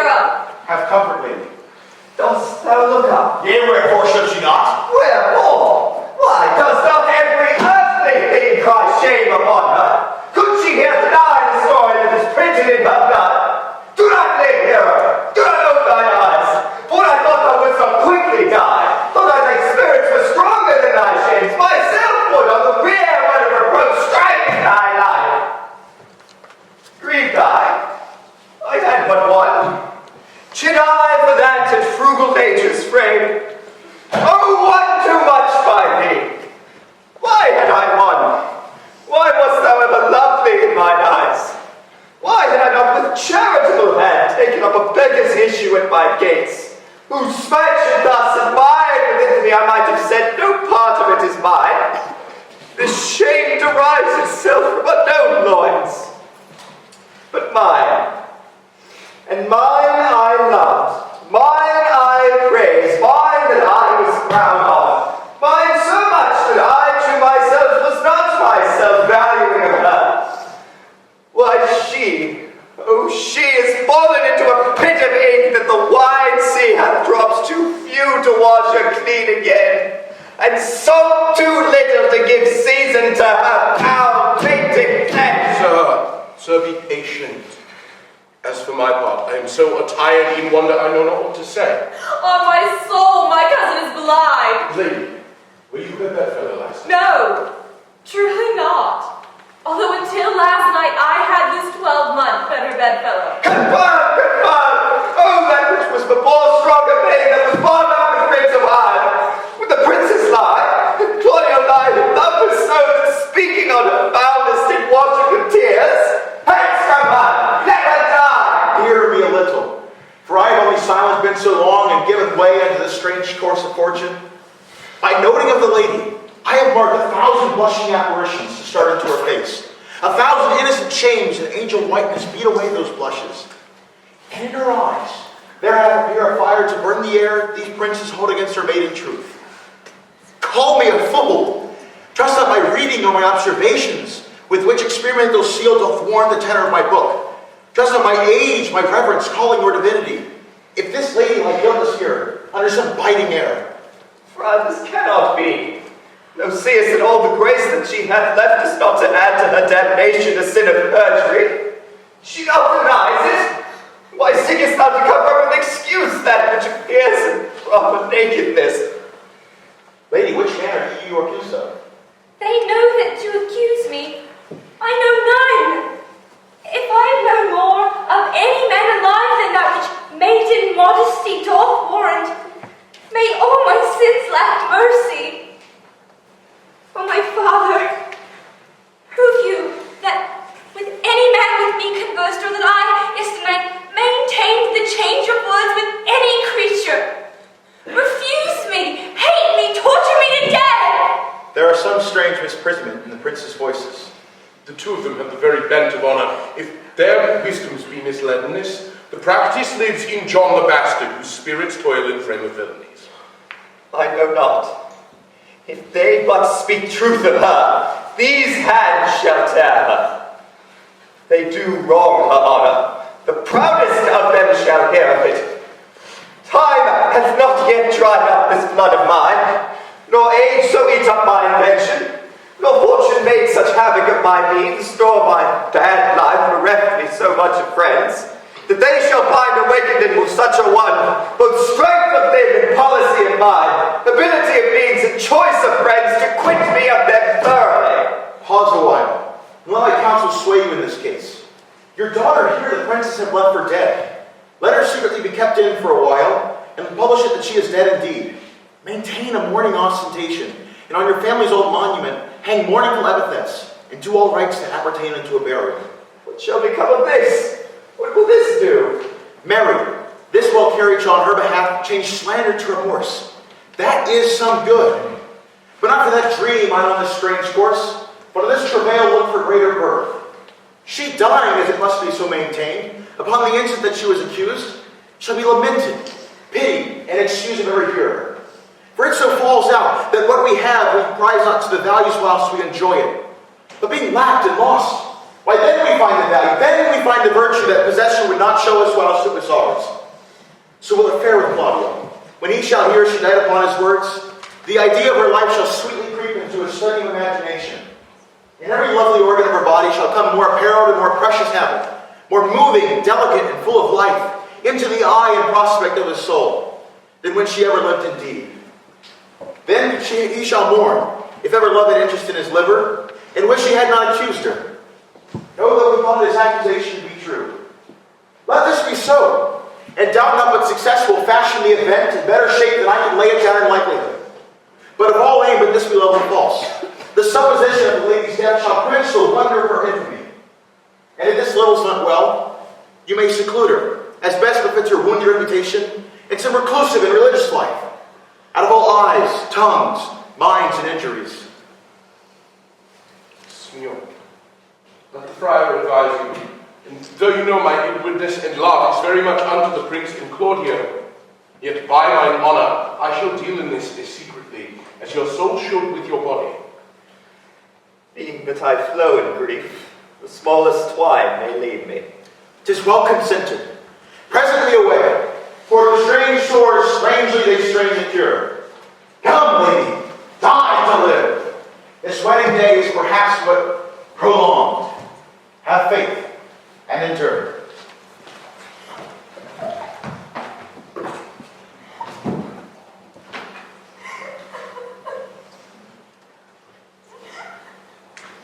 Lady Beatrice, have you wept all this while?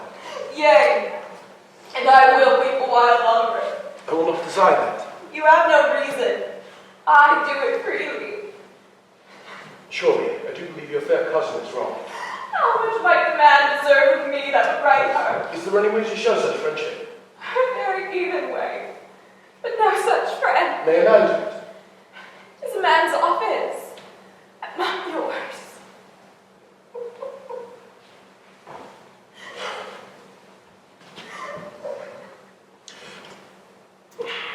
I do love nothing in the world so well as you. Is not that strange? As strange as the thing I know not. It were impossible for me to say I love nothing so well as you. And yet believe me not, and yet I lie not. I confess nothing, nor deny nothing. I'm sorry for my cousin. By my soul, Beatrice, thou lovest me.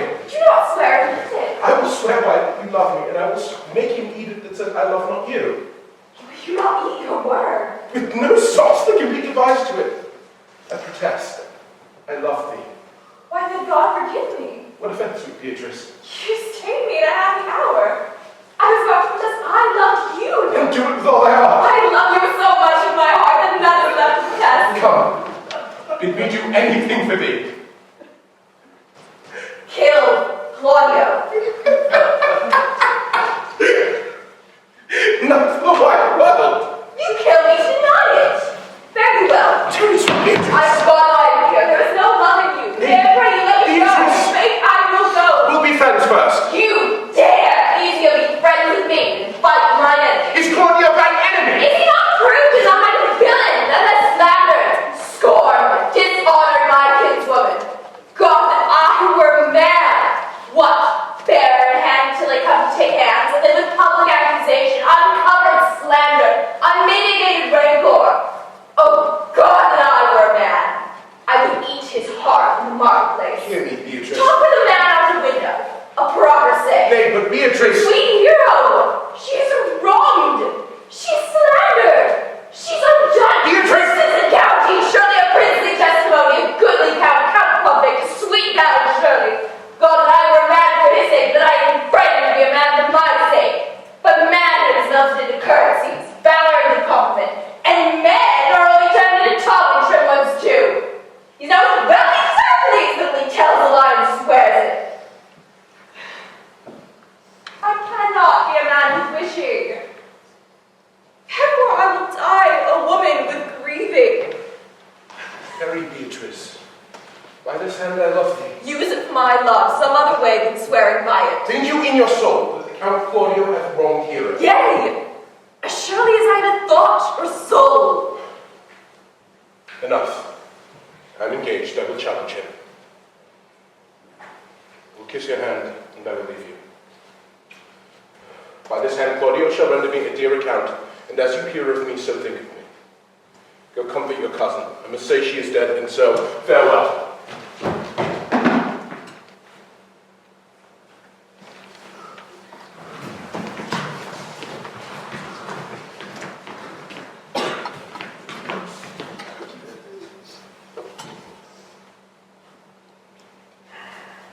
Does our whole dissembly appear? Oh, a stool and a cushion for the sexton.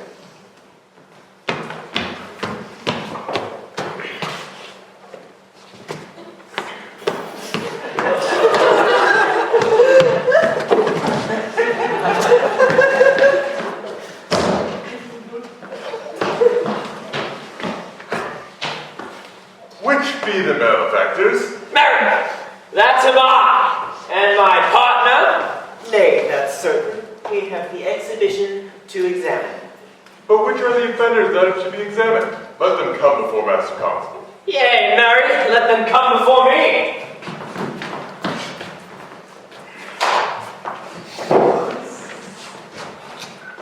What is your name, friend? Baracchio. Pray, write down Baracchio. And yours, Sirrah? I am a gentleman, sir, and my name is Conrad. Write down, Master Gentleman Conrad. Masters, do you serve God? Yea, so we hope. Write down that they hope they serve God. Write God first, for God defend, but God should go before such villains. Masters, it is proven already that you are little better than false knaves. How answer you for yourselves? Marry, sir, we say we are none. Marcus, witty fellow, but I will go about with you, I assure you. Come you hither, Sirrah, a word in your ear. Sir, I say it is not you are a false knave. Sir, I say to you, we are not. Well, stand aside, for God they are both in a tent. Have you writ down that they are none? Master Constable, you go not the way examined. You must call forth the watch, who are their accusers. Yea, that is the eftest way. Masters, I charge you in the prince's name. Accuse these men. This man said, sir, that Don John, the prince's brother, was a villain. Write down, Prince John a villain. What? To call a prince's brother villain? This is flat perjury. Master Constable. Pray thee, fellow, peace.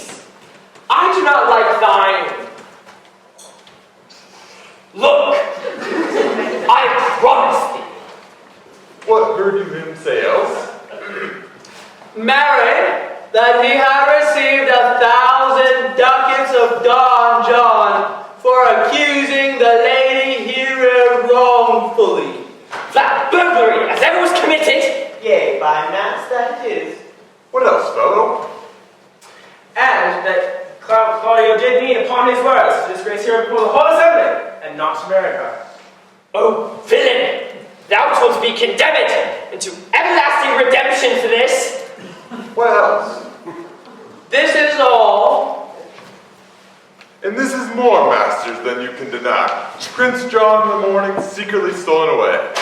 Hero of the men are accused, and this men are Mary refused, and upon the grievance suddenly died. Master Constable, let these men be bound and brought to Leonardus. I will go before and show him their examination. Come, let them be opinioned. Let them be in the hands. Oh, come on. God's my life! Where's the sexton? Have them written down, prince's officer. Oxcomb! Come by them now, not Ivan. Go away! You are an ass! You are an ass! Oh.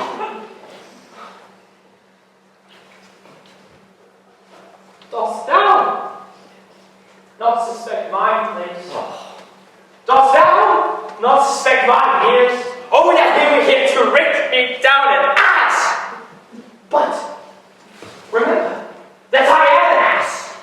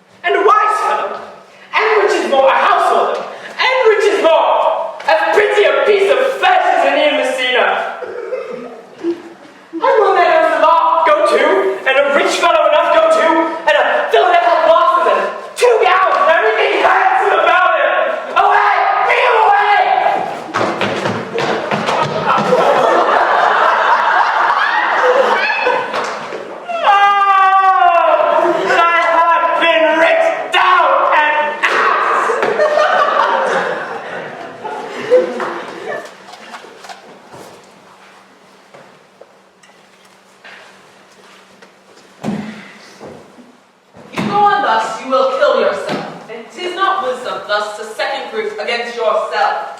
I pray thee, cease thy counsel, which falls into my ears as profitless as water in a sea. Give not me counsel, nor let no comfort delight my ear, but bring me a one whose wrongs do suit with mine. Bring me a father who so loved his child, whose joy of hers overwhelmed like mine, and bid him speak of patience. Measure his woe, the length and breadth of mine, and let it answer every strain for strain, and thus for thus, and such a grief for thus.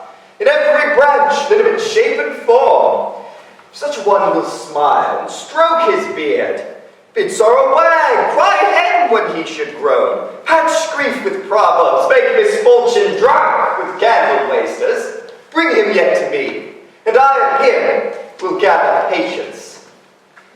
But there is no such man. For, brother, men can speak counsel to that grief which they themselves not feel, but tasting it, their counsel turns to passion, which would as before give perceptual medicine to rage, fed a strong madness in a silken thread, trouble with air and agony with words. No.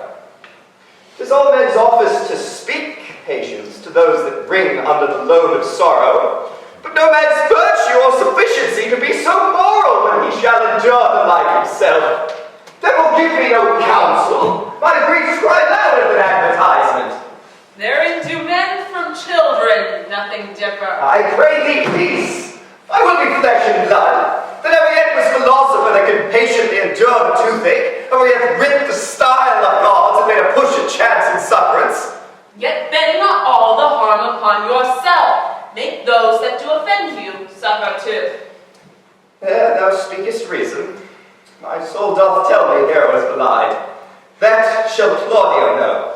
So shall the prince and all them that thus dishonor her. Here come Prince Claudio hastily. Good evening. Good day to you both. Hear you, my lords. We have some haste, Leanna. Some haste, my lord. Well, fare you well, my lords. Why are you so hasty now? Well, all is one. Nay, quarrel not with us, good man. If he could right to himself with quarreling, some of us would lie low. Who wrongs him? Mary, thou dost wrong me, thou dissembler, thou. Nay, never lay thy hand upon thy sword, I fear thee not. Mary, beshrew my hand if it should give your age such cause of fear. In faith, my hand meant nothing to my sword. Tush, tush, man, never fleer nor jest at me. I speak not as a dotard or a fool, as under privilege of age to brag what I had done being young, or what would do were I not old. No, Claudio, to thy head, thou hast so wronged mine innocent child and me, that I am forced to lay my reverence by, and with grey hairs and bruise of many days to challenge thee to trial of a man. I say thou hast belied mine innocent child. Thy slanders have gone through and through her heart, and she lies buried with her ancestors, own and true when never scandal slept, save this of hers, framed by thy villainy. My villainy? Thine, Claudio, thine, I say. You speak not right, old man. My lord, I'll prove it on his body if he dare, despite his nice fence in active practice, his mane of youth and bloom of lusty. Oh, wait, I will not have to do with you. Canst thou so daft me? Thou hast killed my child. If thou killest me, boy, thou shalt kill a man. Thou shalt kill two of us, and men indeed. But that's no matter. Let him kill one first. Whip me and wear me. Come, sir boy, come follow me. Sir boy, I'll whip you from your foaming fence. Nay, as I am a gentleman, I will. Brother! Content yourself.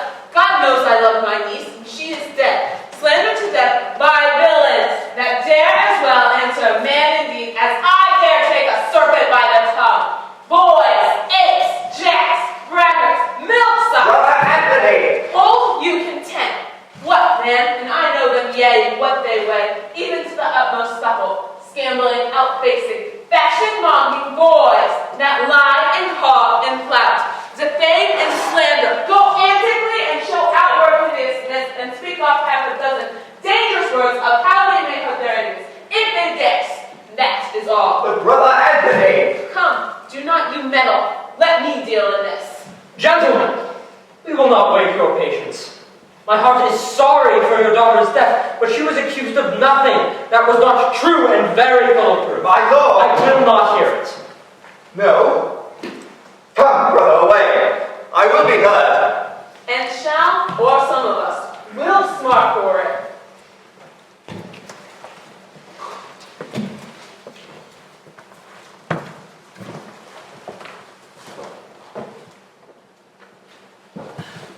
So you see, here is the man we came to seek. Now, senor, what news? Good day, my lord. Good day. You have almost come to pot, almost a fray. We had like to have our two noses snapped off by two old men without teeth. Leanna and his brother. Had they decided to fight us, I don't think we would be too young for them. What thinkest thou? There's no true honor in a false quarrel. I came to seek you both. You've been up and down to seek thee. We are high proof melancholy, and would fain to have it beaten away. Wilt thou use thy wits? It is in my scabbard. Shall I draw it? You are your wits by your side. Never any did so, but very many have been beside their wits. I will bid thee draw as we do the minstrels. Draw to pleasure us. As I'm an honest man, he looks pale. Is he sick or angry? What courage, man! What thou care kill the cat? Thou hast mettle in thee enough to kill care. I will meet your wit in the career if you charge it against me. I pray you, choose another subject. Hey, you have another staff. This last is broke cross. This light isn't more clear. He is angry indeed. If he be, he knows how to turn his girdle. Shall I speak a word, Hebrew? Oh God, bless me from a challenge. You are a villain. I jest not. I will make it good how you dare, with what you dare, and when you dare. Do me right, or I'll protest your cowardice. You have killed a sweet lady, and her death shall fall heavy on you. Come, let me hear from you.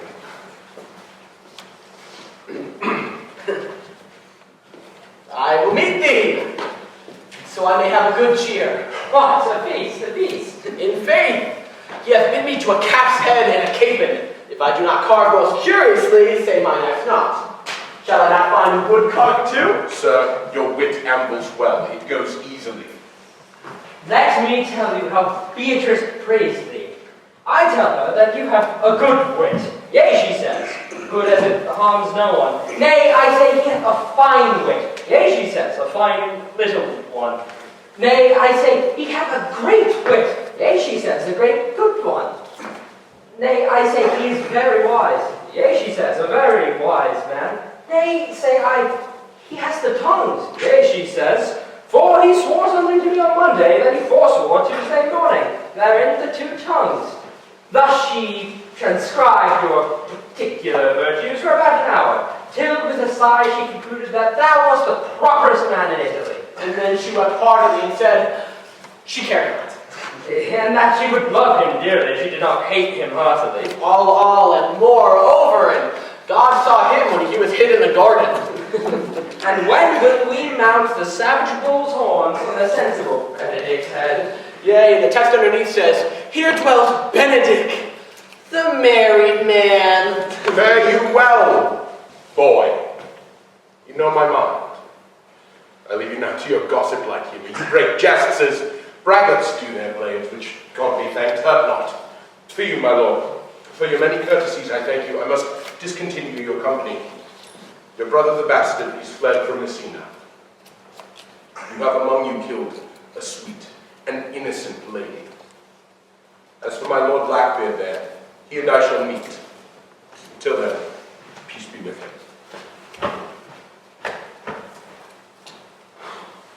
He is in earnest. In most profound earnest, and I'll warn you, for the love of Beatrice. He hath challenged thee. Most sincerely. What a pretty thing man is when he goes into his hose and doublet and leaves off his wit. He is then a giant to an ape, but then is an ape a doctor to such a man. Leave me be and pluck up my heart. Did he say my brother was fled? Come you, sirs! If justice cannot tame you, she shall ne'er weigh more reasons in her balance. And you, being a cursing hypocrite once, you must be looked to. My brothers are bound. Horatio won. Offered after their offense, my lord. What is their offense, officer, that they are thus bound? Marry, sir.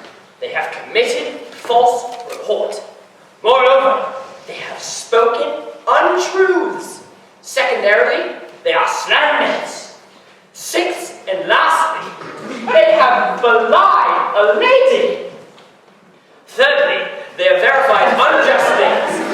And to conclude, they are lying knaves. First, I ask what is their charge. Thirdly, I ask why are they thus found.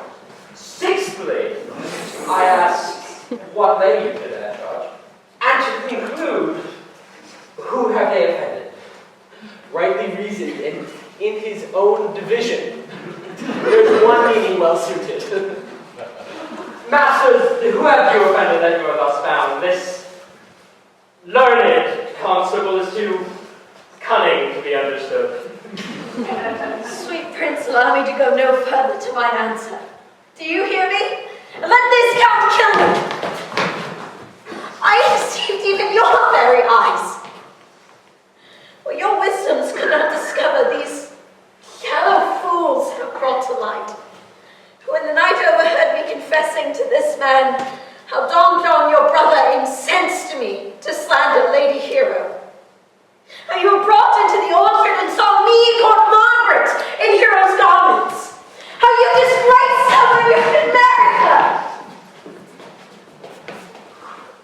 My villainy they have upon record. I had rather seal with my death than repeat over to my shame. The lady is dead by mine and my master's false accusations, and briefly I desire nothing but the rewards of a villain. Runs this speech not like iron through your blood? I have drunk poison, how he's uttered it. But did my brother set you upon this? Yea, and paid me richly in the practice of it. Sweet hero, my image doth appear to me in the rare semblance that I loved thee at first. Oh. Come, cast the plaintiffs away. By this time our sexton hath reformed Signor Leonato of the matter. And, masters, please do specify, when time and place shall serve, that I am an ass. Here comes Master Signor Leonato, and the sexton too. Which is the villain? Let me look upon him, that when I know to another man, I find anyone. Which is he? You would know you're wrong and look upon me. Art thou the slave that with thy breath hath killed mine innocent child? Yea, even I alone. No, not so. Thou beliest thyself. Here stand a pair of honorable men. The third is fled that had hand in it. I beg you, princes, for my daughter's death. Record it with your high and mighty deeds. 'Twas bravely done, if you bethink you of it. I know not how to beg your forgiveness, yet I must speak. Choose your revenge yourself. Impose me to what your invention can lay upon my sin. Yet, sinned I not but in mistaking? As did I, but I will bend under any heavy weight enjoined to me by this good old man. I cannot bid you bid my daughter live. That were impossible. But I pray you, possess the people in Messina here how innocent she died. And if your love can labor aught in sad invention, hang her an epitaph upon her tomb, and sing it to her bones. Sing it tonight. Tomorrow morning come you to my house, and since you could not be my son-in-law, be yet my nephew. My brother hath a daughter, almost the copy of my child that's dead, and she alone is heir to both of us.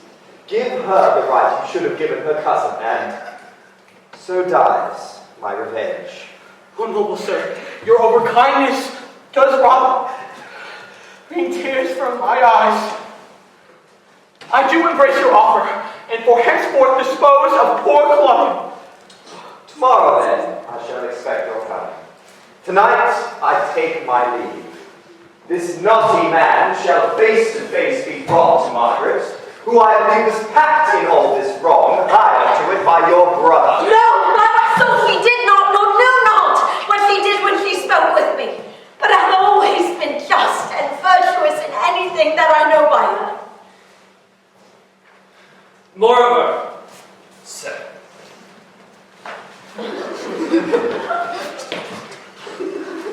Which indeed is not under the black and white. The plaintiffs, the offenders, did call me ass. I beseech you, remember it in this punishment. Also, watch her talk of one before me. They say he wears a key in his ear and a lock hanging by it, and that he hath borrowed money in God's name, the kind of which he hath used for so long and never paid, that men now grow hard-hearted and lend nothing for God's sake. I beseech you, examine him on that point. I beg thee for thy care and honest pains. Your worship speaks like a thankful and most reverent youth, and I thank God for you. There's for thy pains. God save the foundation. Go. I discharge thee of thy prisoner, and I thank thee. I leave an errant knave with your worship, which I beseech you to correct for the example of others. God keep your worship. I wish your worship well. God restore you to health, and if a merry meeting may be wished, God prohibit it. Come, neighbor! Until tomorrow, lords. Farewell. Farewell, my lords. We will not free tomorrow. We will not fail. Tonight, I will mourn with Hero. Bring these fellows on. We shall talk with Margaret how her acquaintance grew with this new fellow.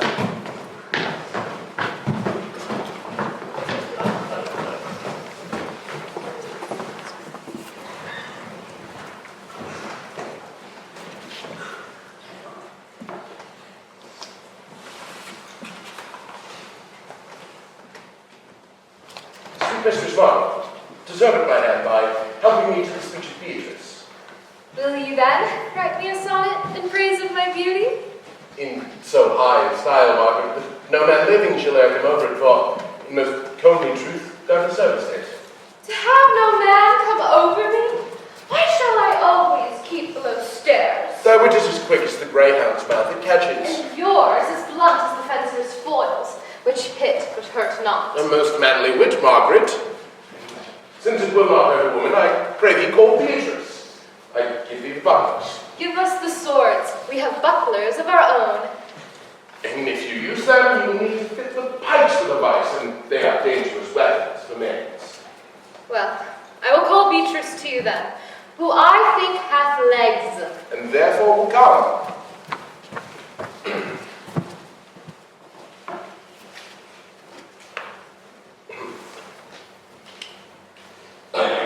The God of love, that sits above, and knows me, and knows me. How pitiful. I deserve in singing, but in loving. Leanna, the good swimmer. Troilus, the first employer of panders, and this whole book full of these quondam carpetmongers whose names yet run easily in the even road of a blank verse. Why, they were never so truly turned over and over as my poor self in love. I cannot say it in rhyme. I have tried. I can find out no rhyme for lady, but baby. An innocent rhyme. For scorn, horn.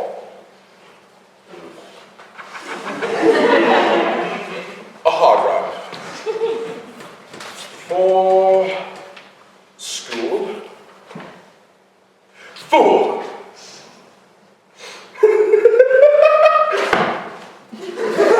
Babbling rhyme. Very honest. No, I was not born under a writing planet. Nor can I boo in festival terms. Sweet Beatrice, wouldst thou come when I called? Yea, Signor, in the part that now with me. Oh, stay until then. Then is spoken. Very well. And yet, ere I go, let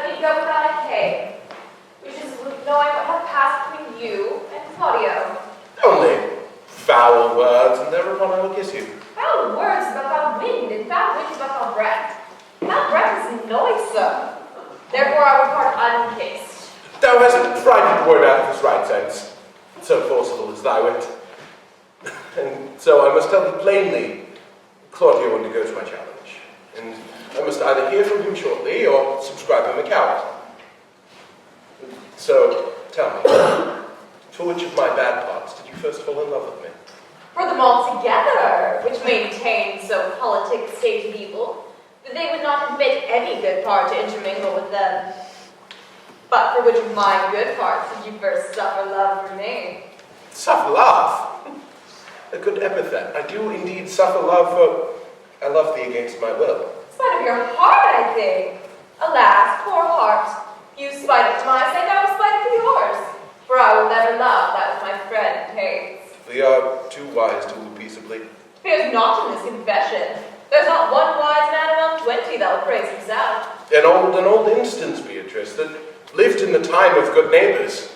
If a man in this age do not erect his tomb ere he dies, he will live no longer in monument. Then the bell tolls and the widow weeps. How long is that, think you? Question, why, an hour in clamor in a quartering room. Thus it is most expedient for the wise, if Don won his conscience, find no impediment to the contrary, to be the trumpeter of his own virtues, as I am to myself. But so much for praising myself, who I myself will bear witness am praiseworthy. How doth your cousin? Very ill. And how do you? Very ill, too. Serve God, love me, and mend. And there too will I leave you. Here comes one in haste. Madam, you must come to your uncle. Yonder is old Coylite home. It is proved my lady here hath been falsely accused, the prince and Claudio mightily abused, and Don John is the author of all, who's fled and gone. We will come presently. Will you go get his news, senor? I will live in thy heart, die in thy lap, and be buried in thine eyes, and moreover, I will go with thee to thy uncle.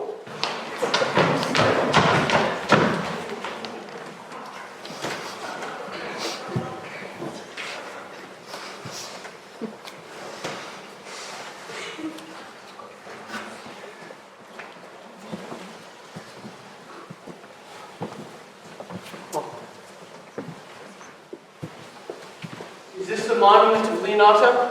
It is, my lord.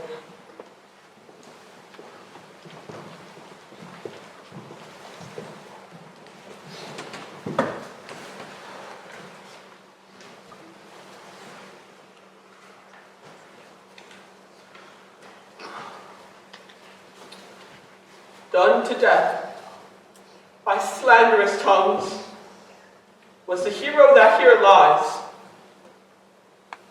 Death, in the guerdon of her wrongs, gives her fame which never dies. So the life that died with shame lives in death with glorious fame.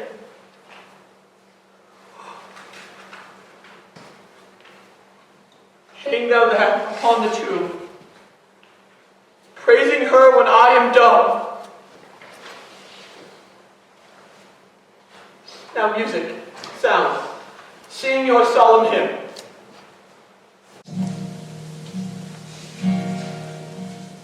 Pardon, goddess of the night, those that through thy virgin night, for the witch's songs of woe, round about her tomb they go.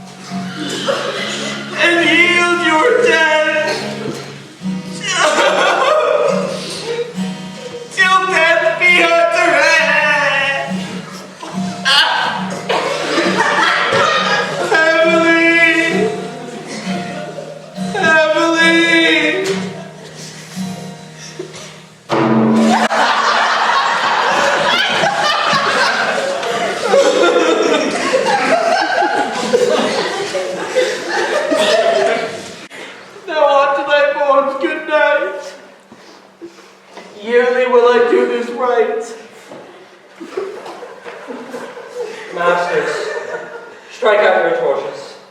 The wolves have preyed in the dawn as before us, as beyond Phoebus' round, and dapples the east with spots of grey. Good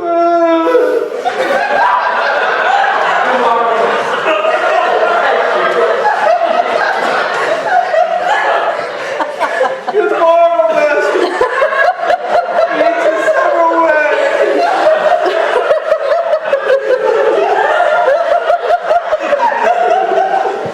Come, let us fetch other weeds before they knock us.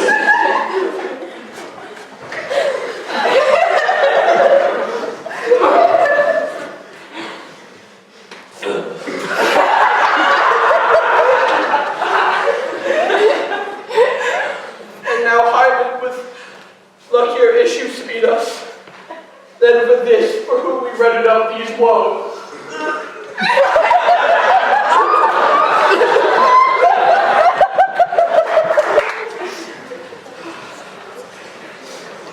Did I not tell you she was innocent? So was the Prince of Claudio. You, sir, upon the error that you had made. But Margaret was at some fault for all this, but against her will, as it would appear, the true cause of all questions. Well, I am glad that all things sort so well. As am I, being else by faith enforced to call young Claudio to reckoning for it.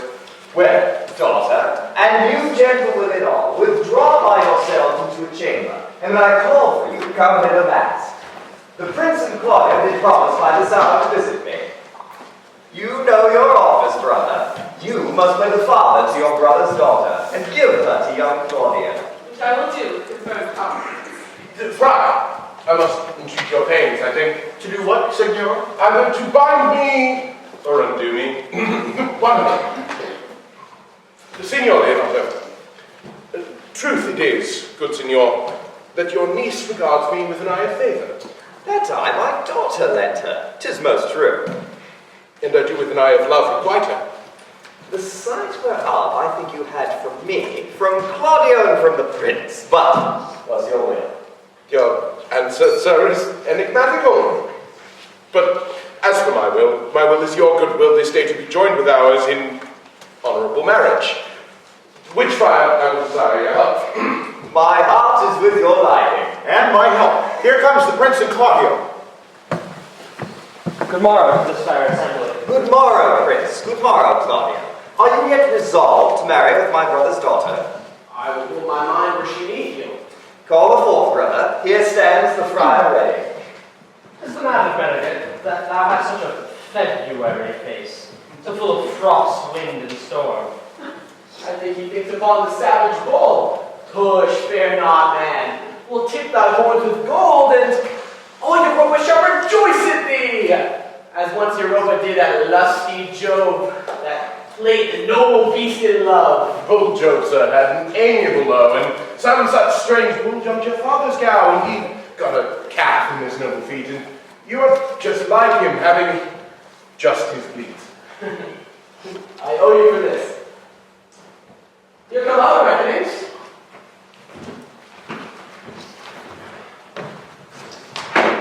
Which is the lady I must seize upon? This same is she, and I do give her you. Well then, sweet, you are mine. Let me see your face. No! That shall you not do till you take her hand and swear to marry her for this time. Give me your hand before this holy friar. I am your husband, if you like me. And when I lived, I was your other wife. And when you loved, you were my other husband. Another hero? Nothing certainter. One hero died defiled, but I do live. And as I live, I am a maid. The former hero! The hero that is dead! She died, my lord, but whilst her slanders lived. All this amazement can I qualify, when after that the holy rites are ended, I'll tell you largely of fair hero's death. Meantime, let wonders seem familiar, and to the chapel let us presently. Soft and fair, friar. Which is Beatrice? I answered that name. What is your will? Do not you love me? Why, no. No more than reason. Why then? Your uncle and the prince and Claudio have been deceived.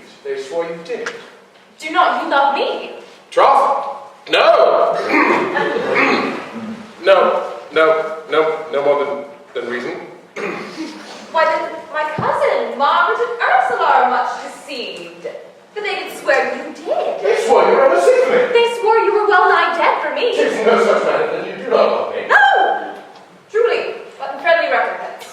Come, cousin, I'm sure you love the gentleman. And I'll swear upon it that he loves her. For here's a letter written in his hand, a halting sonnet in all your grace and fashion to Beatrice. And here's another written in my cousin's hand, stolen from her pocket, containing perfection and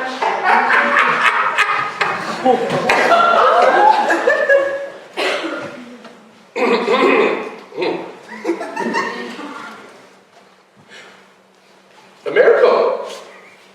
Because our hands against our hearts. Come, I will have thee. But by this right I beg thee for pity. And I would not deny you, but by this dare I yield upon great persuasion. Partly save your life, for I was told you were in consumption. Peace. I will stop your mouth.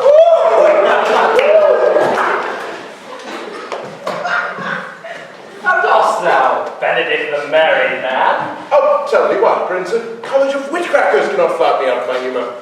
Dost thou think I desire a satire or an epigraph? No. If a man will be beaten with brains, he will wear nothing handsome about him. In brief, since I do propose to marry, I will think nothing that the world can devise against it, and so, do not flout at me for what I have said against it, for man is a merry thing. This is my conclusion. For thy part, boy, I would think to have beaten me, but as thou art like to be my kinsman, live unbruised and love my cousin. I had else well hoped thou would have denied Beatrice, so that I might cudgel thee out of thy single life, make thee a double dealer, for out of question thou wilt be if my cousin did not look so exceedingly narrowly to thee. Come, come. We are friends. Let us have a dance ere we are married, so we may lighten our hearts and our wives feel. We'll have dancing after. The first of my word, therefore, play music. Prince, thou art sad. Get thee a wife. Get thee a wife. There is no staff more reverend than one to perform. My lord, your brother John is taken in flight. He brought with armed men back to the sea house. Think not on him till tomorrow. I'll devise thee brave punishments for him. Till then, strike up, my